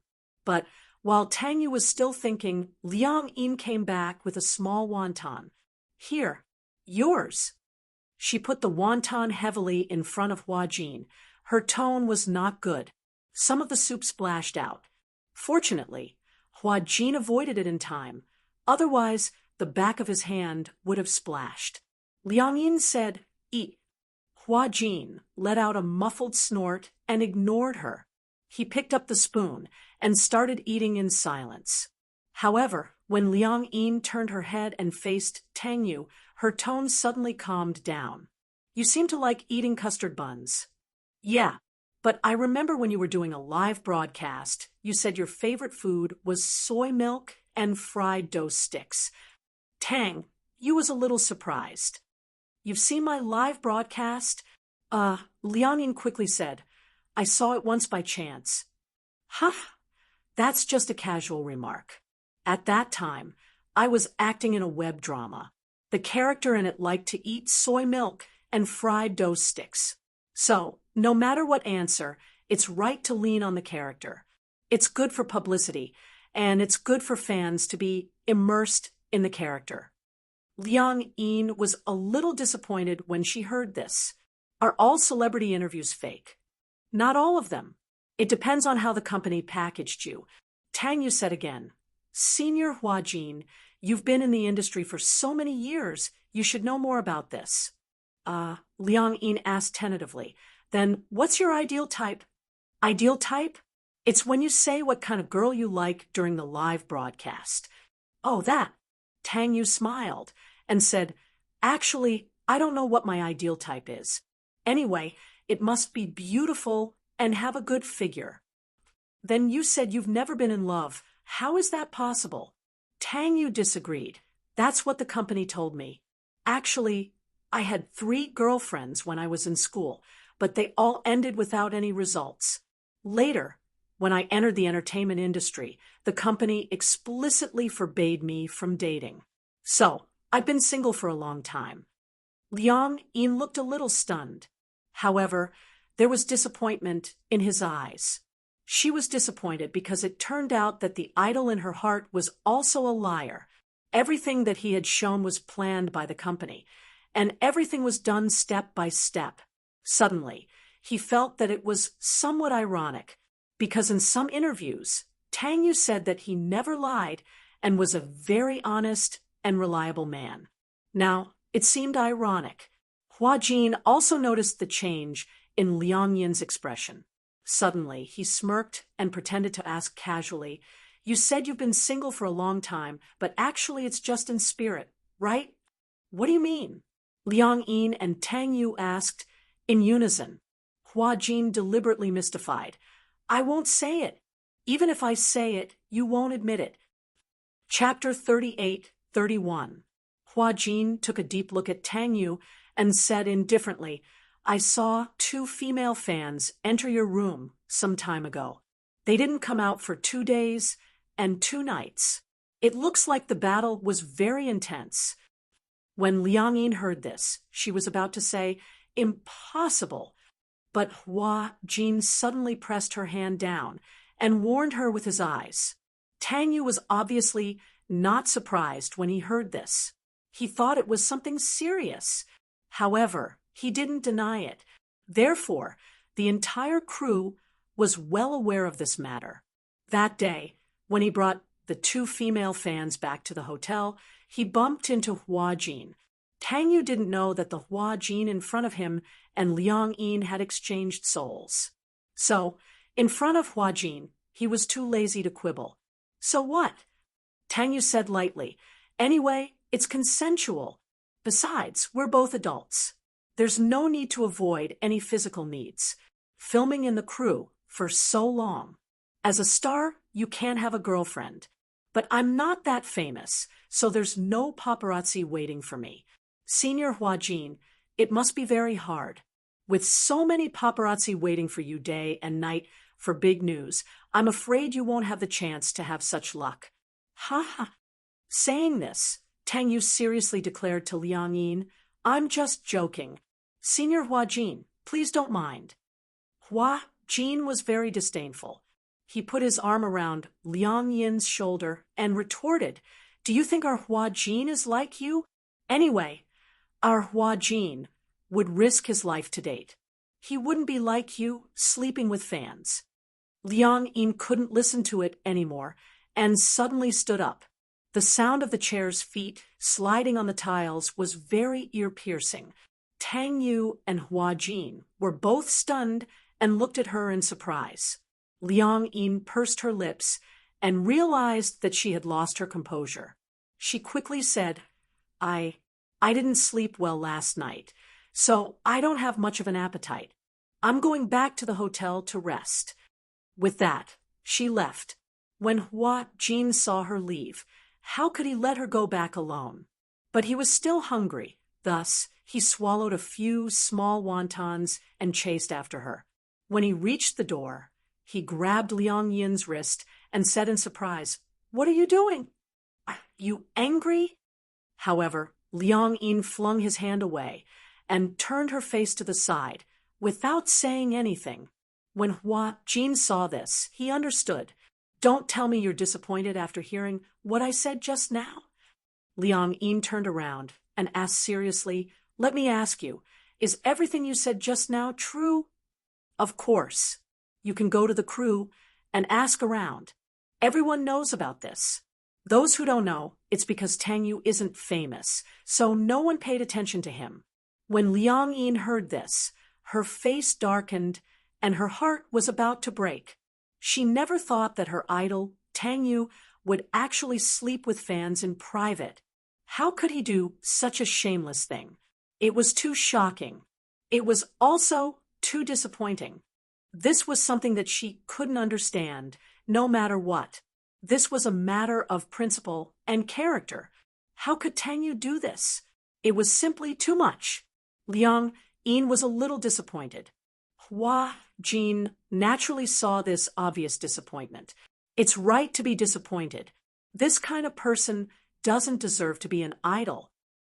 Chapter 38-32. Hua Jin was amused by her reaction and chased after her. Seeing that she was walking so fast, he said gloomily, "Why are you walking so fast? Can you walk slower? Your legs are so long." Liang Yin immediately said, "These are your legs, not mine." Hua Jin snorted coldly when he heard that. "They're yours now." Liang Yin pursed her lips but didn't say anything. Hua Jin saw her expression and knew what she was disappointed about. He smiled and said, "Why, have you given up? The male idol in your heart may look like a gentleman on the surface and is a high-quality idol, but in fact, he's no different from a normal man." Liang Yin was already upset, and with Hua Jin fanning the flames, she became even angrier. She said angrily, "What about you?" Hua Jin was confused when he saw that she was pointing the arrow at him. What do you mean by that?" "Since you said that celebrities are all like this, they may look like high-quality idols on the surface, but in fact, they're no different from a normal man.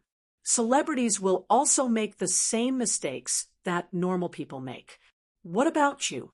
Hua Jin didn't say anything at once. Liang Yin asked again, "Do you sleep with your fans?" "Please, there are only fans who want to sleep with me. There are no fans who I want to sleep with." Hua Jin said again, "I won't do such a vulgar thing." "Why?" Liang Yin didn't understand. "If they're your fans, they should be looking forward to having intimate contact with you. Although it's normal for men and women to love each other, it should at least be based on two people liking each other and understanding each other, right?" After a pause, Hua Jin's gaze went blank. "The Hua Jin they like is not the real me. What are you talking about?" Liang Yin couldn't help but stop in her tracks and look at him in surprise. "I don't understand what you're talking about. If the fan doesn't like you, then who do they like? Do they like ghosts?"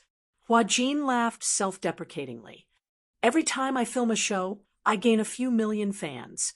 These fans don't like the real me at all. They like the character. They like the persona. As for me, I just use the persona in the show to make them like me. The reason why they like me is because of my looks. I can give them fantasies." Hua Jin paused for a moment before continuing. "Imagine that I'm their boyfriend, husband, or even their ideal lover. As for me, as our ideal lover, I don't have the right to be in a relationship. If I do, I'll lose my fans. In fact, some of my fans might even jump off a building. When that happens, the media will blame me and force me to bear the blame." "Then why did you become an actor?" "Because this is my job." Hua Jin smiled. "Since you've accepted it, there's no need to complain. Even if the fans like your character, you are still an actor.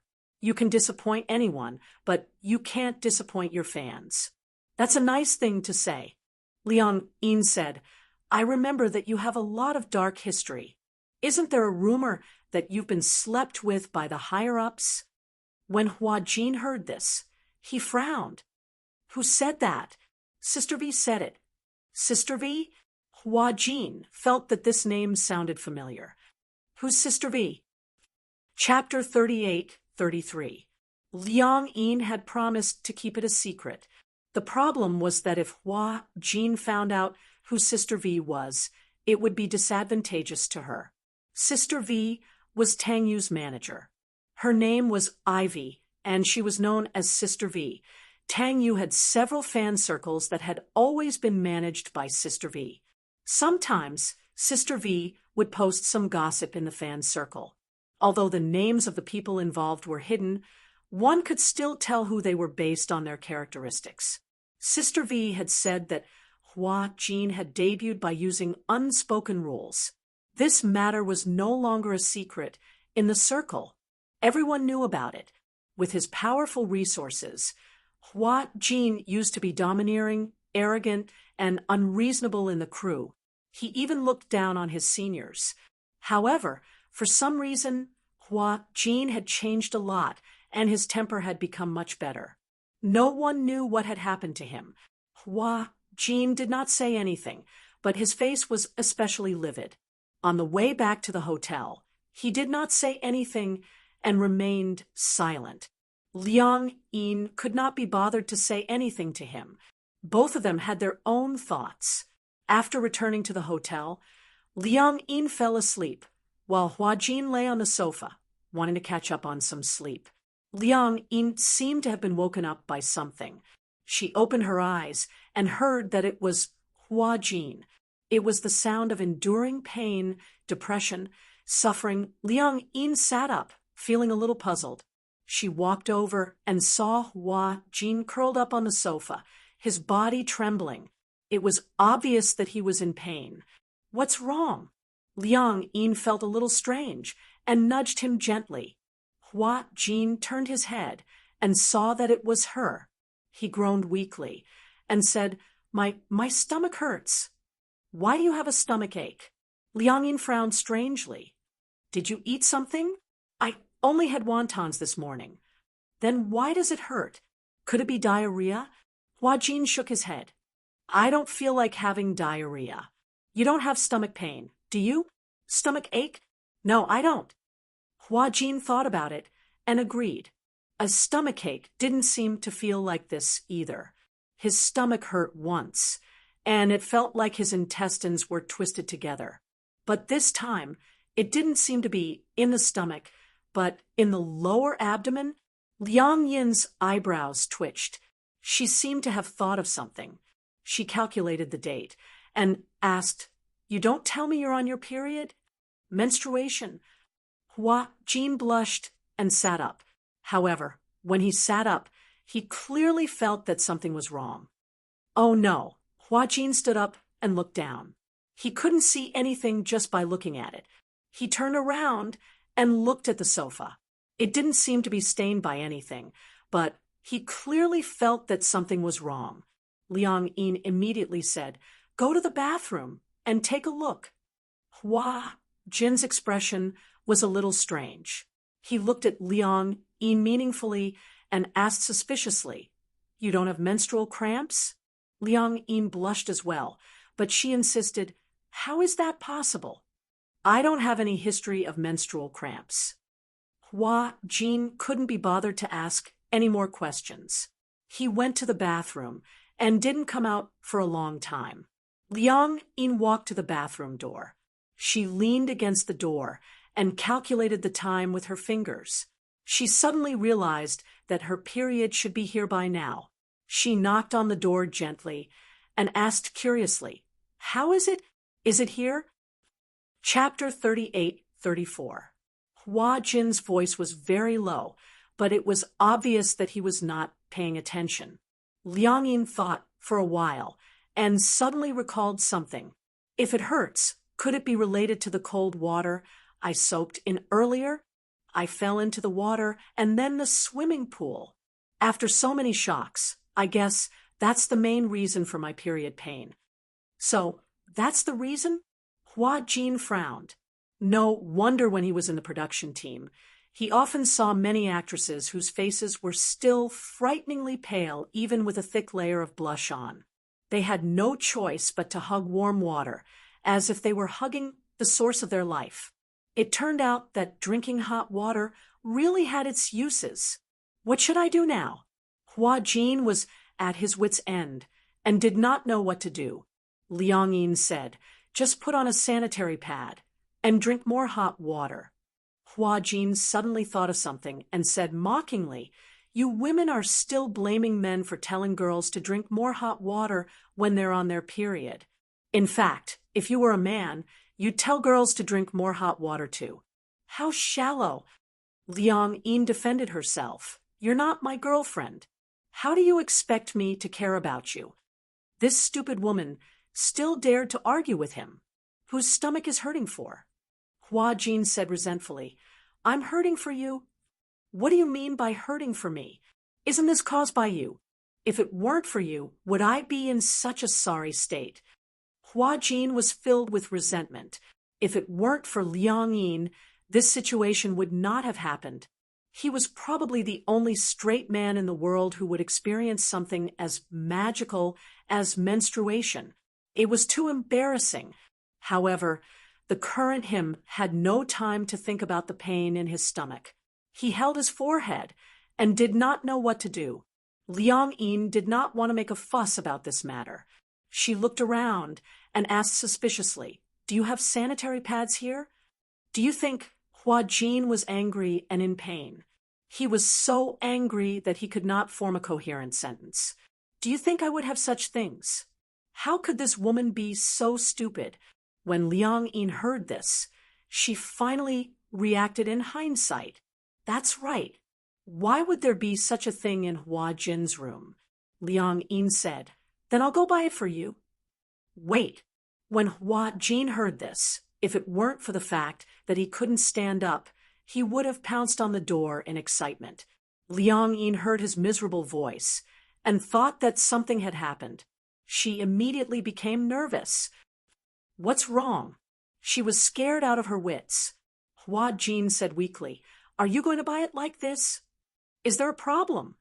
Liang Yin asked in confusion, "Didn't you say that the film city is very safe and that there aren't any random people in there?" Cough. It wouldn't be good if the other actors and staff saw this. Even though the people in the film city might not expose this matter, Hua Jin thought about how these people would privately spread the news that he had personally gone to the supermarket to buy sanitary pads. Those who were a little smarter might guess that he was hiding a woman in his room or that he was buying it for someone else. Those who were a little stupid might even think that he had some perverted fetish. Get the other assistants to buy it. After hearing this, Liang Yin nodded. She walked into the living room and took Hua Jin's phone. She found the assistant's number in the phone book and dialed it. The call went through very quickly. She could tell that the assistant was still outside. Chapter 38-35. I just left the house. When Liang Yin heard this, she asked tentatively, "Can you come back for a while?" "What's wrong?" "It's like this. Didn't I hire a new assistant called Liang Yin?" Liang Yin felt awkward at the mention of her name. "She's on her period, so she doesn't have any ABC pads with her. I need you to bring one back." "I couldn't tell." The assistant said in surprise, "I didn't expect you to be so familiar with the brand of sanitary pads. You even know ABC." Liang Yin hurriedly said, "Liang Yin was the one who told me. I don't know what it is either, but she told me to tell you that." She's shy and embarrassed to say that she only uses this brand. "Okay, no problem. Give me 5 minutes. Oh, remember, I want both for day and night use. The bigger ones are the best." Understood. Liang Yin hung up awkwardly and returned to the bathroom door.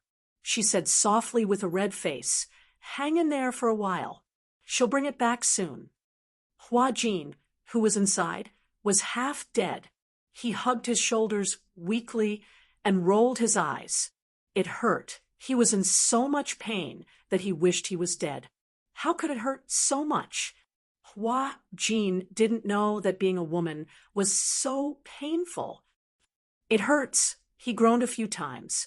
Obviously, he couldn't take it anymore. When Liang Yin heard this, she felt an inexplicable sense of schadenfreude. "Humph, what kind of pain is this? I'm considered lucky. This pain is only temporary and won't last forever. Some people will feel pain when they're born, whether they drink cold water or not, whether they're cold or not. You seem to be very proud of it. Of course, now that we've swapped places, no matter how painful it is, it has nothing to do with me. As she spoke, Liang Yin continued, if we don't switch, who knows, you might experience the pain of your first time and the pain of giving birth. Ha ha. Her words were undoubtedly provocative. However, she had clearly forgotten that Hua Jin was currently occupying her body. Hua Jin, however, was obviously dismissive. Instead, he continued, all right then, tomorrow I'll find a man and experience the pain of my first night. At the same time, if you're lucky, you can experience the pain of giving birth. When Liang Yin heard this, she became anxious and almost jumped up. How dare you? Do you think I dare? Hua Jin didn't seem to be afraid of her threat. Didn't you want me to experience it? Of course I'll do as you wish. Liang Yin blushed and retorted, I didn't want you to experience it. That's my body. You're not allowed to mess around. Otherwise, you'll sleep with my fans. Hua Jin paused and laughed mockingly. It's not that I'm looking down on you, but if you were a man, would you know what to do? Liang Yin blushed even more at his words. She was so angry that she turned her head and went back to the sofa. She hugged her arms and endured her anger. After a while, the assistant came back with sanitary pads and rang the doorbell. Liang Yin knew that the assistant had come back with the sanitary pads. She walked to the door unhappily and opened it. The assistant handed her the shopping bag from the supermarket. Here, I just bought it. The assistant took the receipt and passed the bag to her. The receipt had to be kept for reimbursement. Chapter 38-36. Liang Yin nodded and said, you can't take too many painkillers. The side effects are more severe. However, the assistant said, that's not true. I brought this painkiller back from Japan. The side effects are very, very small. Basically, there are no side effects. Oh, Liang Yin had never seen this type of painkiller called EVA before. However, this type of painkiller indeed didn't have any side effects.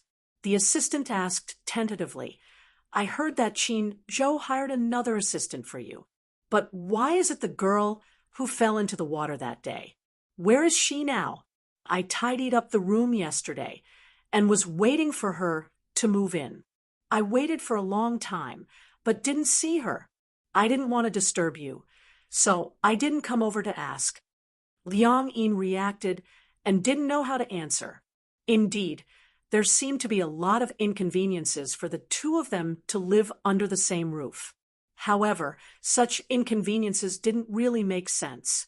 Although they were a single man and a single woman, now that the genders were switched, there didn't seem to be much of a difference living together. Liang Yin said, let's talk about it later. I'll send the things over to him first. Just as she finished speaking, the assistant called out to her, Hua Jin. Liang Yin turned her head and glanced at her. The assistant walked in quietly and asked cautiously, that girl called Liang Yin, could she be my what? Your lover? The assistant asked very ambiguously. It wasn't like this had never happened before. For celebrities, the more popular and popular they were, the more they couldn't announce their relationships.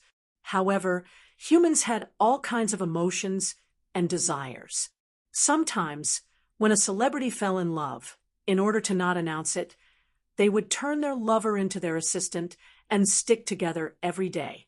It was not only a dignified and legitimate relationship, but also a cover-up. However, most of the time, it was male celebrities who would do this. Usually, if a female celebrity was in a relationship, most of her partners were rich and powerful people. At the very least, they would be contracted lovers in the industry. These so-called contracted lovers were many second and third-tier celebrities or has been celebrities who wanted to use their relationships to gain fame. Hence, the assistant suspected this. Liang Yin smiled and said, "How is that possible?" She said awkwardly, "Let's talk about other things later." Liang Yin said, holding the door frame. She was undoubtedly asking him to leave. When the assistant saw this, he couldn't help but feel a little embarrassed. She walked out of the door in disappointment, and Liang Yin closed the door. The assistant outside the door looked displeased.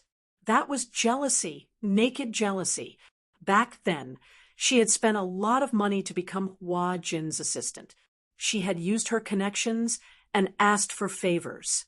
Finally, she got what she wanted and became her idol's assistant. There were different levels of assistants, such as administrative assistant, production assistant, personal assistant. She started out as an administrative assistant. An administrative assistant was only responsible for booking plane tickets, hotels, and other behind-the-scenes work. Usually, she wouldn't be able to meet celebrities. Finally, she got her chance.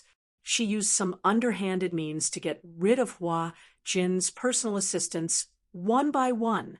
Finally, she got what she wanted and became his personal assistant.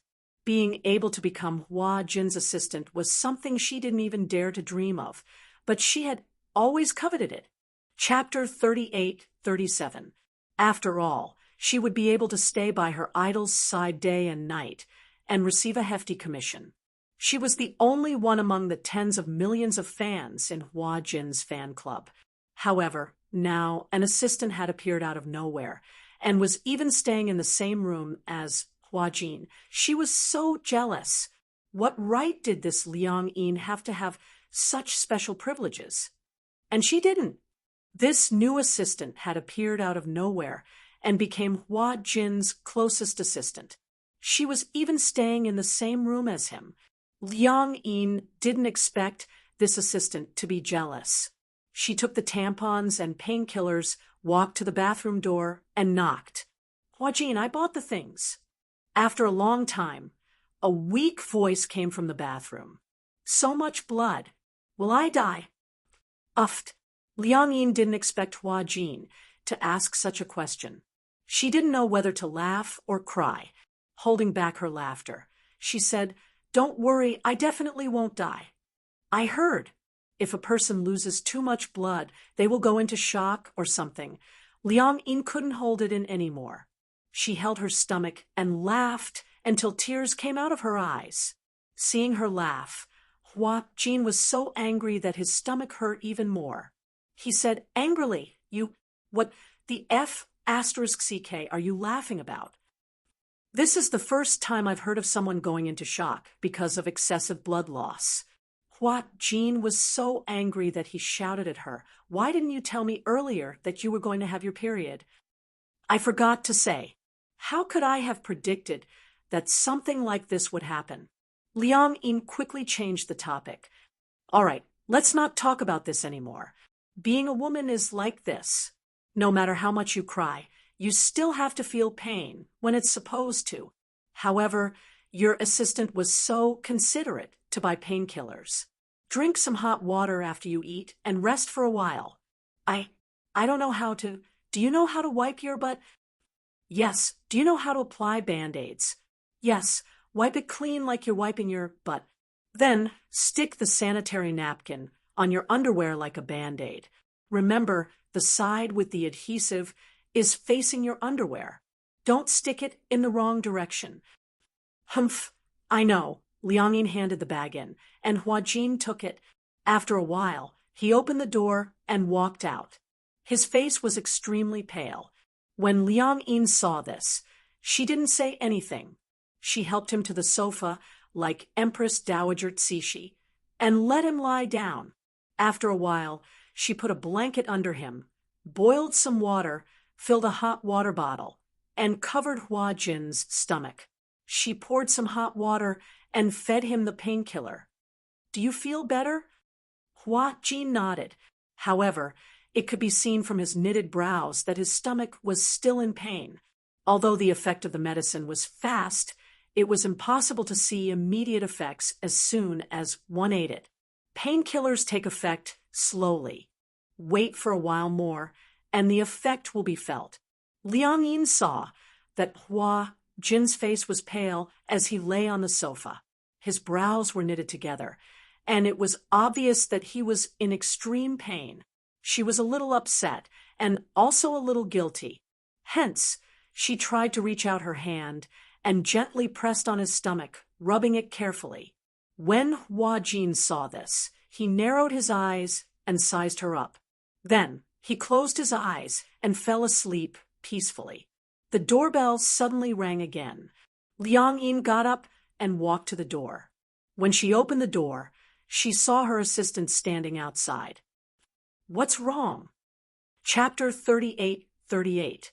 It turned out that the assistant had taken this matter to heart. What right did this Liang Yin have to share a room with Hua Jin? Thus, the assistant secretly reported this matter to Qin Zhou. That was what she had said over the phone. No matter how close they were, they couldn't be in the same room. Although it was relatively safe in the film studio and there weren't many messy people around, this wasn't absolute. If the paparazzi took photos of this, it would inevitably lead to gossip. Now that Hua Jin was on the rise and had a huge fan base, if this matter were to spread, it would have a negative impact. Qin Zhou didn't say anything. The assistant's words weren't without reason. Although he understood that the two of them sharing a room might be Hua Jin revising the script, for Liang Yin, it wasn't a long-term solution. Thus, he booked the room next to Hua Jin's and gave it to Hua Jin. The assistant told Liang Yin about this matter. Liang Yin said, "Oh, then let's wait until Hua Jin wakes up." "What?" "Oh, no." Liang Yin immediately said, Wait until Liang Yin wakes up. I said something wrong." "I was wondering." Only then did the assistant regain her composure. Liang Yin turned around and bit her finger nervously. She had actually let it slip. Assistant Xiaoqi walked over and saw Hua Jin lying on the sofa. She muttered, "Why is she lying there?" "She's on her period. She's not feeling well." "Even if she's not feeling well, she can't just lie there and do nothing. There's so much to do, and I'm the only one doing it." Liang Yin frowned and walked to Hua Jin's side. She squatted down and said helplessly, "Her stomach hurts. Let's take a break." Seeing Hua Jin rubbing the new assistant's stomach so gently, she felt even more jealous. "You can't spoil her too much. She's your assistant after all. If you spoil her like this, how can she act like an assistant?" Liang Yin didn't say anything. "Oh, by the way, the room has already been booked. When the time comes, let her move her luggage to another room and live with you." "How improper would that be?" Liang Yin nodded absent-mindedly and said, "You go out first. When he wakes up, I'll tell him." The assistant nodded and walked away reluctantly, looking back 3 times with every step. In the afternoon, Hua Jin finally woke up. Liang Yin told him about it. Hua Jin didn't have any objections. It was more convenient for one person to have a room. At least, he didn't have to sleep on the sofa. This was what he was happy to see. Liang Yin also accompanied him to buy some daily necessities. They would be staying on set for a long time in the future, so it would be inconvenient if they went back to their rented place to get the necessities. Thus, all the necessities of daily life were settled in the film studio. Hua Jin asked her if it would be inconvenient if she didn't go home. Liang Yin said that her parents wouldn't care whether she went home or not. Hua Jin raised his eyebrows but didn't say anything. Liang Yin was a little surprised by his reaction. "That's strange. Your reaction seems to be different from others." "How is it different? Every time people ask about my parents, they will persuade me that there are no parents in the world who don't love their children. They even say that as long as it's my parents, they will dote on me." Chapter 38:39. That's because they don't know that there are really irresponsible fathers and mothers in this world. As he said this, he curled his lips. She didn't know if it was mockery or something else. However, the desolation in his eyes quickly disappeared. When Liang Yin heard this, she couldn't help but feel a little strange.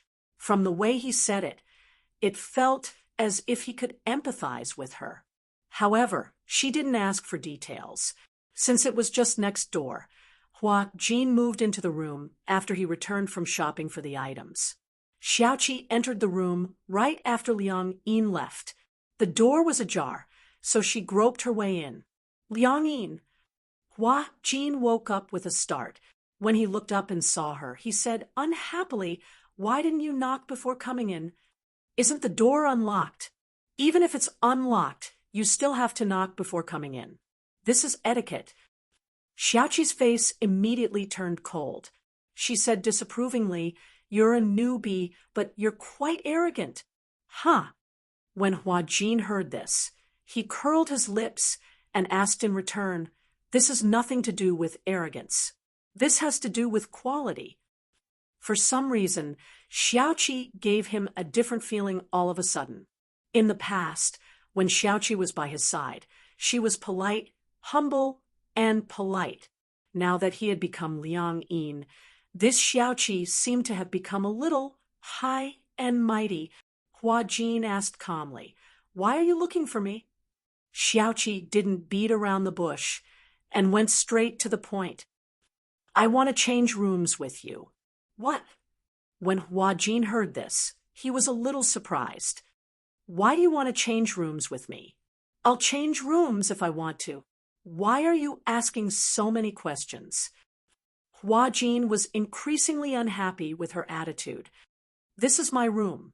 Don't I even have the right to ask questions?" "Okay, then I'll ask you." Xiaoqi asked, "What's your relationship with Hua Jin?" When Hua Jin heard this, he said expressionlessly, "He's my employer, and I'm his assistant. That's our relationship." "Humph, I think your relationship with him isn't as simple as it seems. I don't know how Master Qin Zhou allocated your room. He actually allocated your room right beside his. I don't know how you did it. Oh, don't tell me you're thinking that you're close to him first." The more Hua Jin heard, the more he was confused. Although he didn't understand what Xiaoqi meant, it was definitely not friendly. "I don't know what you're trying to say." "You do." Xiaoqi suddenly became aggressive. "You like Hua Jin, don't you?" Hua's Xiaoqi's. This question was too difficult to answer. As Xiaoqi. He suddenly came to a realization. This Xiaoqi, could she be, oh,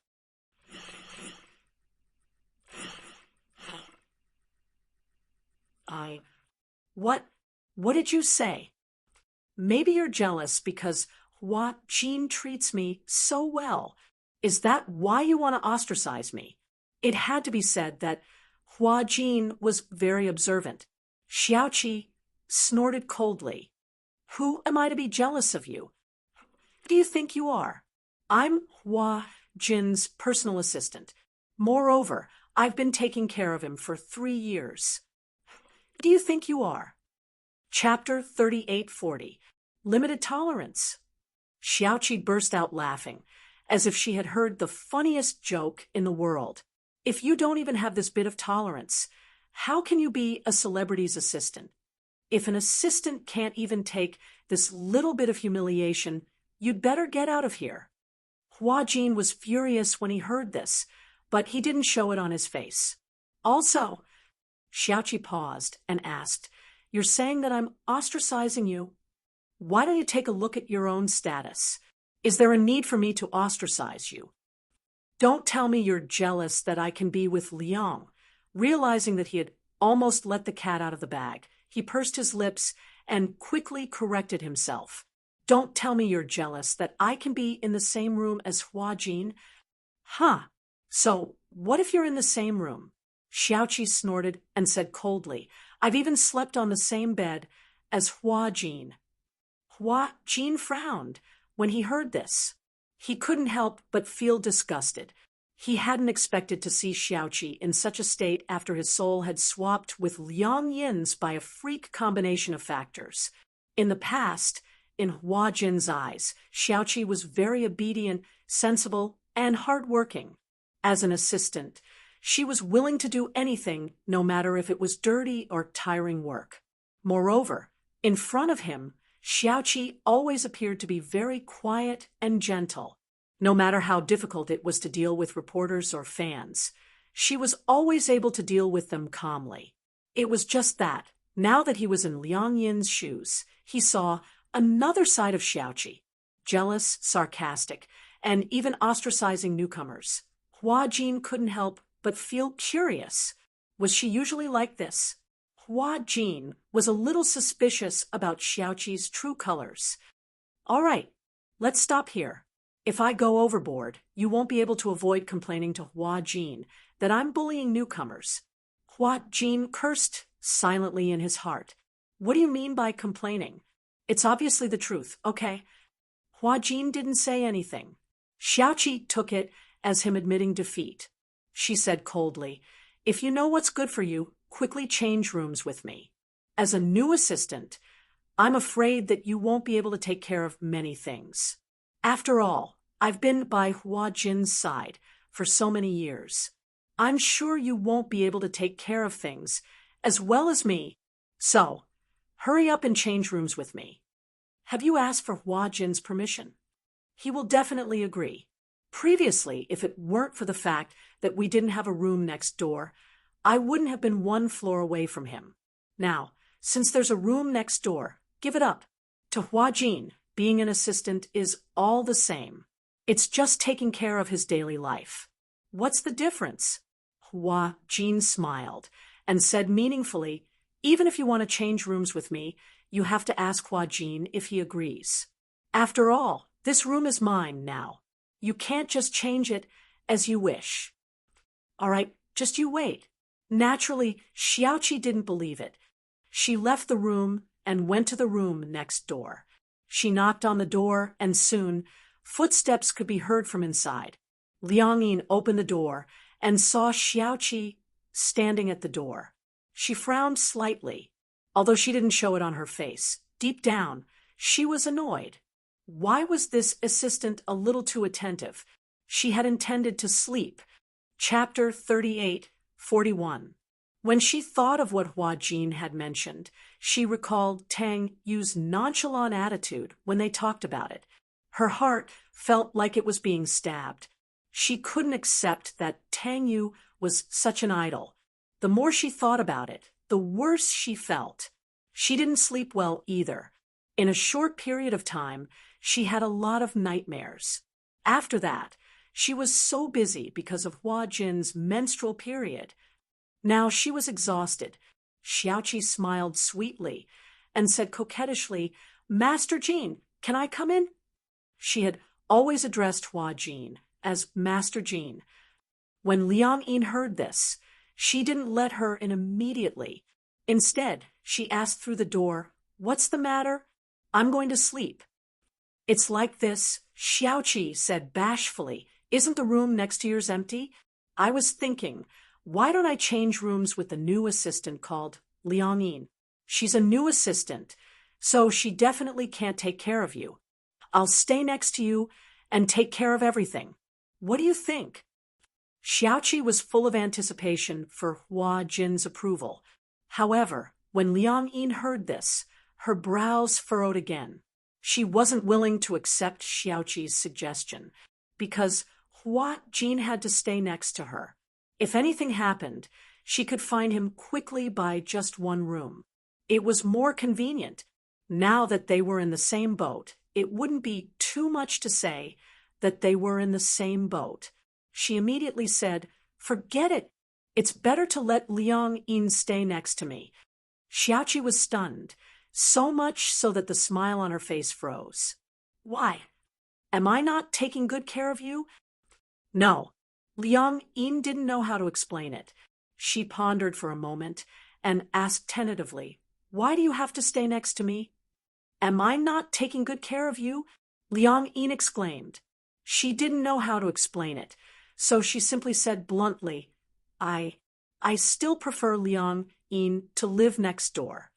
Without waiting for Xiaoqi to reply, she pretended to yawn and said to Xiaoqi, I'm so sleepy. Let's talk tomorrow. After saying that, Liang Yin laughed and closed the door without waiting for Xiaoqi to say anything. With her back against the door, Liang Yin muttered with a dark expression, Why is this assistant even harder to deal with than the fans?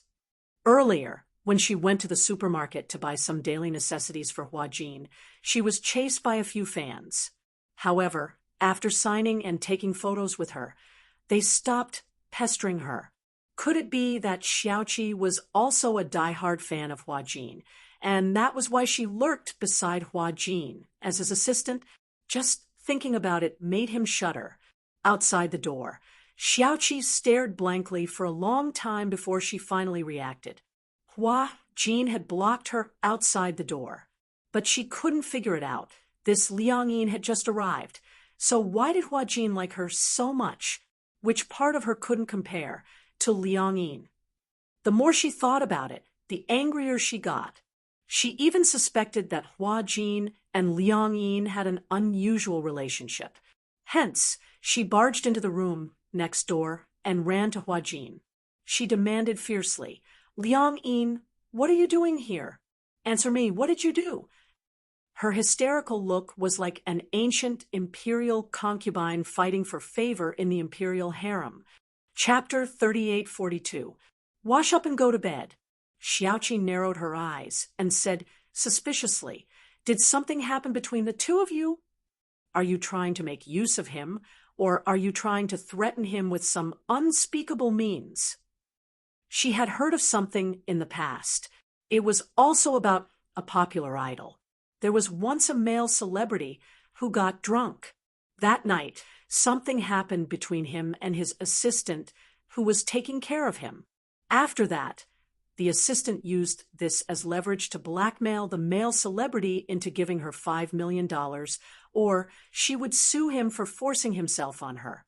The male celebrity had no other choice but to gather 3 million yuan. This matter could be considered settled peacefully. Hence, Xiaoqi was a little suspicious about what methods Liang Yin had used to coerce Hua Jin. Are you crazy?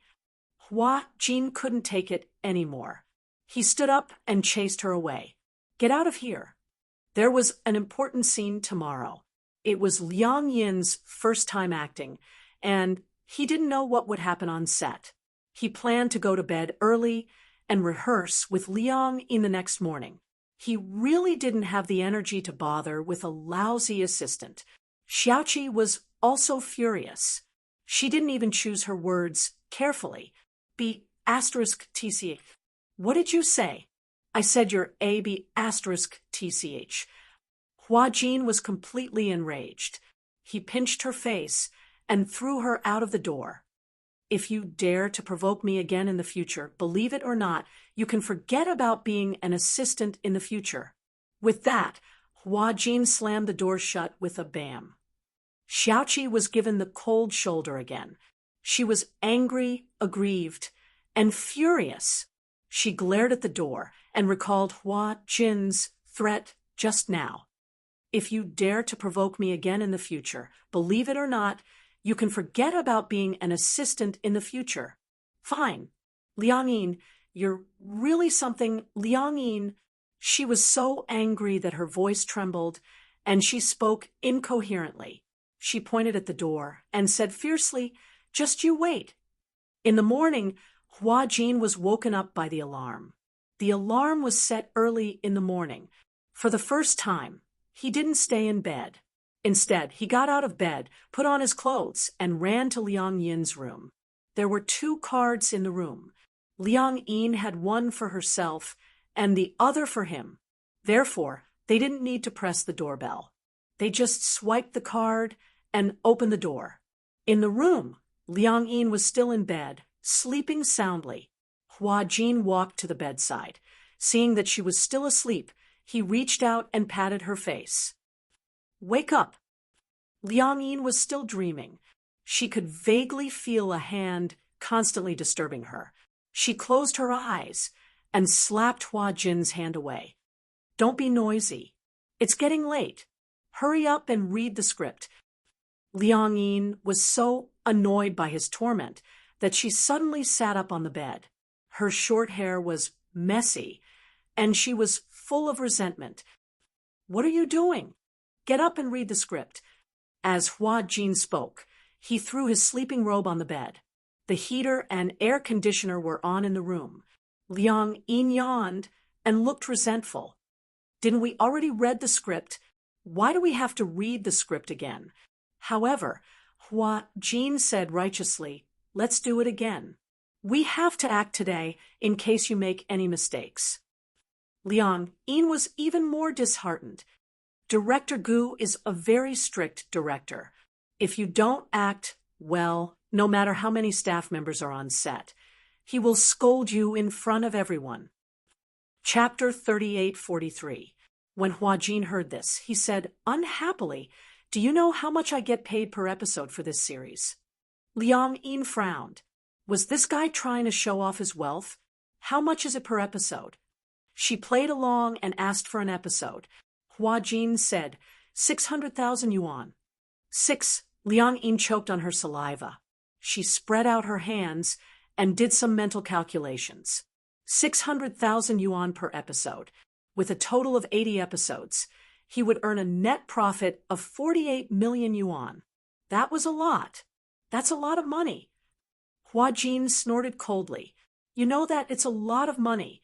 Since 600,000 yuan per episode is my job, I have to complete it seriously.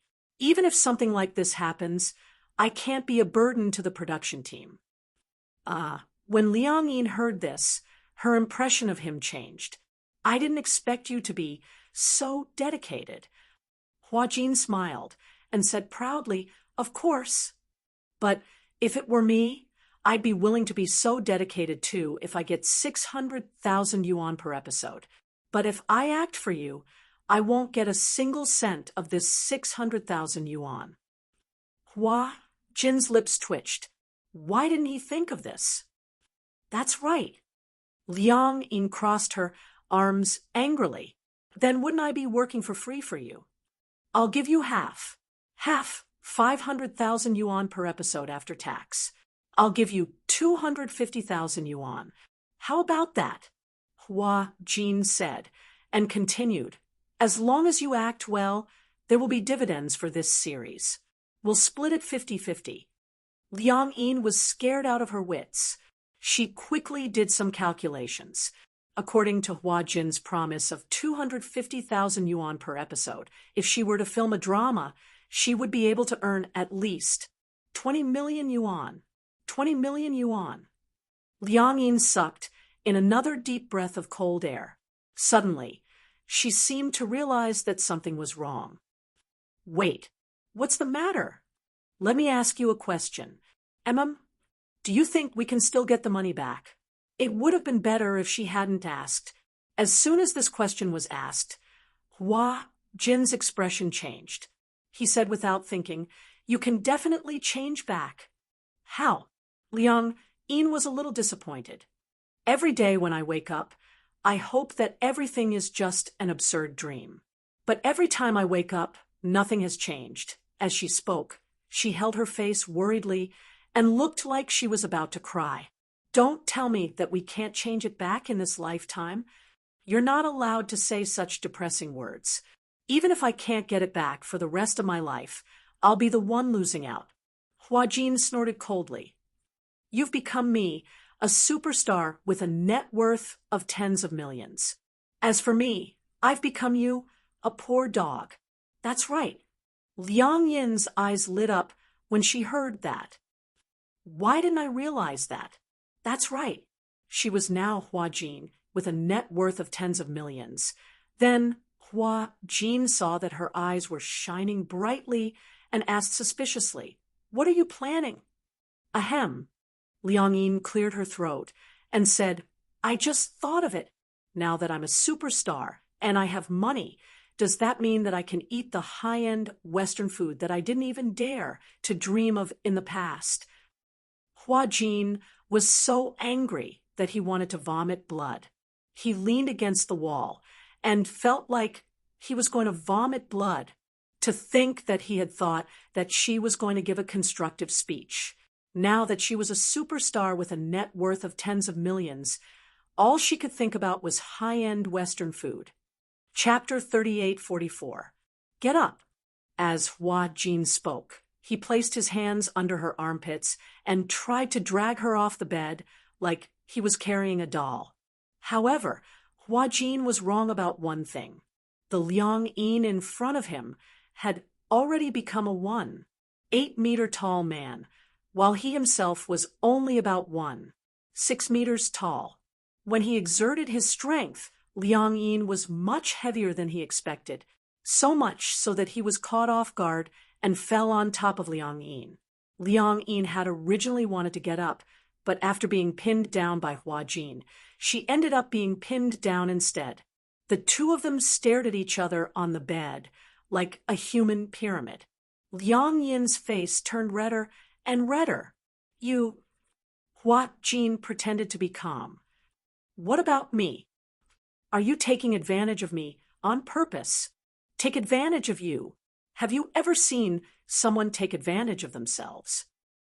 Although this is your body, it belongs to me now. Please don't touch it carelessly. When did I touch it carelessly? Also, how did this body become yours? How is it not mine? Then does that mean this body of mine is also mine? Do I have the right to touch it as I wish? You. No way. Don't you dare. Let's see if I dare. After the two of them fooled around for about half an hour, Liang Yin finally finished washing her face and brushing her teeth. She then sat on the edge of the bed. Hua Jin and Liang Yin began to go through the script. It had to be said that although Liang Yin's script skills were not very professional or deep, she was much better than the average new actor who had not received any professional training. This was probably the legendary talent, right? Hua Jin was sure. If she had a noble person to guide her properly, she would definitely be quite accomplished in acting. Hua Jin, it's your turn to say your lines. Hua Jin was clearly distracted. When he came back to his senses, he forgot what to say and hurriedly looked at the script in his hand. When Liang Yin saw this, she couldn't help but laugh. No way, right? Don't you remember your lines? Hua Jin naturally wouldn't admit that he had been distracted. He cleared his throat and said, I just glanced at it. Oh. While Hua Jin was sneaking glances at the lines, Liang Yin was sizing him up from time to time. When he was serious, it gave people a good feeling. Liang Yin suddenly felt that her previous impression of Hua Jin was too biased. Actually, this guy wasn't bad at all. Other than the fact that he was sometimes a little arrogant, a little sharp-tongued, and always teasing people, he was actually a pretty good man. Liang Yin suddenly reacted and realized what she was thinking. This time, it was her turn to be in a daze. Hua Jin glanced at her and asked, Are you in a daze? Liang Yin immediately lowered her head guiltily and stole a glance at the lines. The two of them went through their lines seriously twice. Unknowingly, the sky was already bright. Seeing that it was getting late, Hua Jin said, Let's go. Where are we going? To the set. So, early? Liang Yin glanced at the time and saw that it was only 7 in the morning. She was a little surprised. It's still so early. Makeup takes 2 hours. What do you think? Hua Jin didn't allow her to explain. He grabbed her collar and walked to the cloakroom. Hurry up and change. Just change into something else. Liang Yin sighed. Is it so hard to be an actress?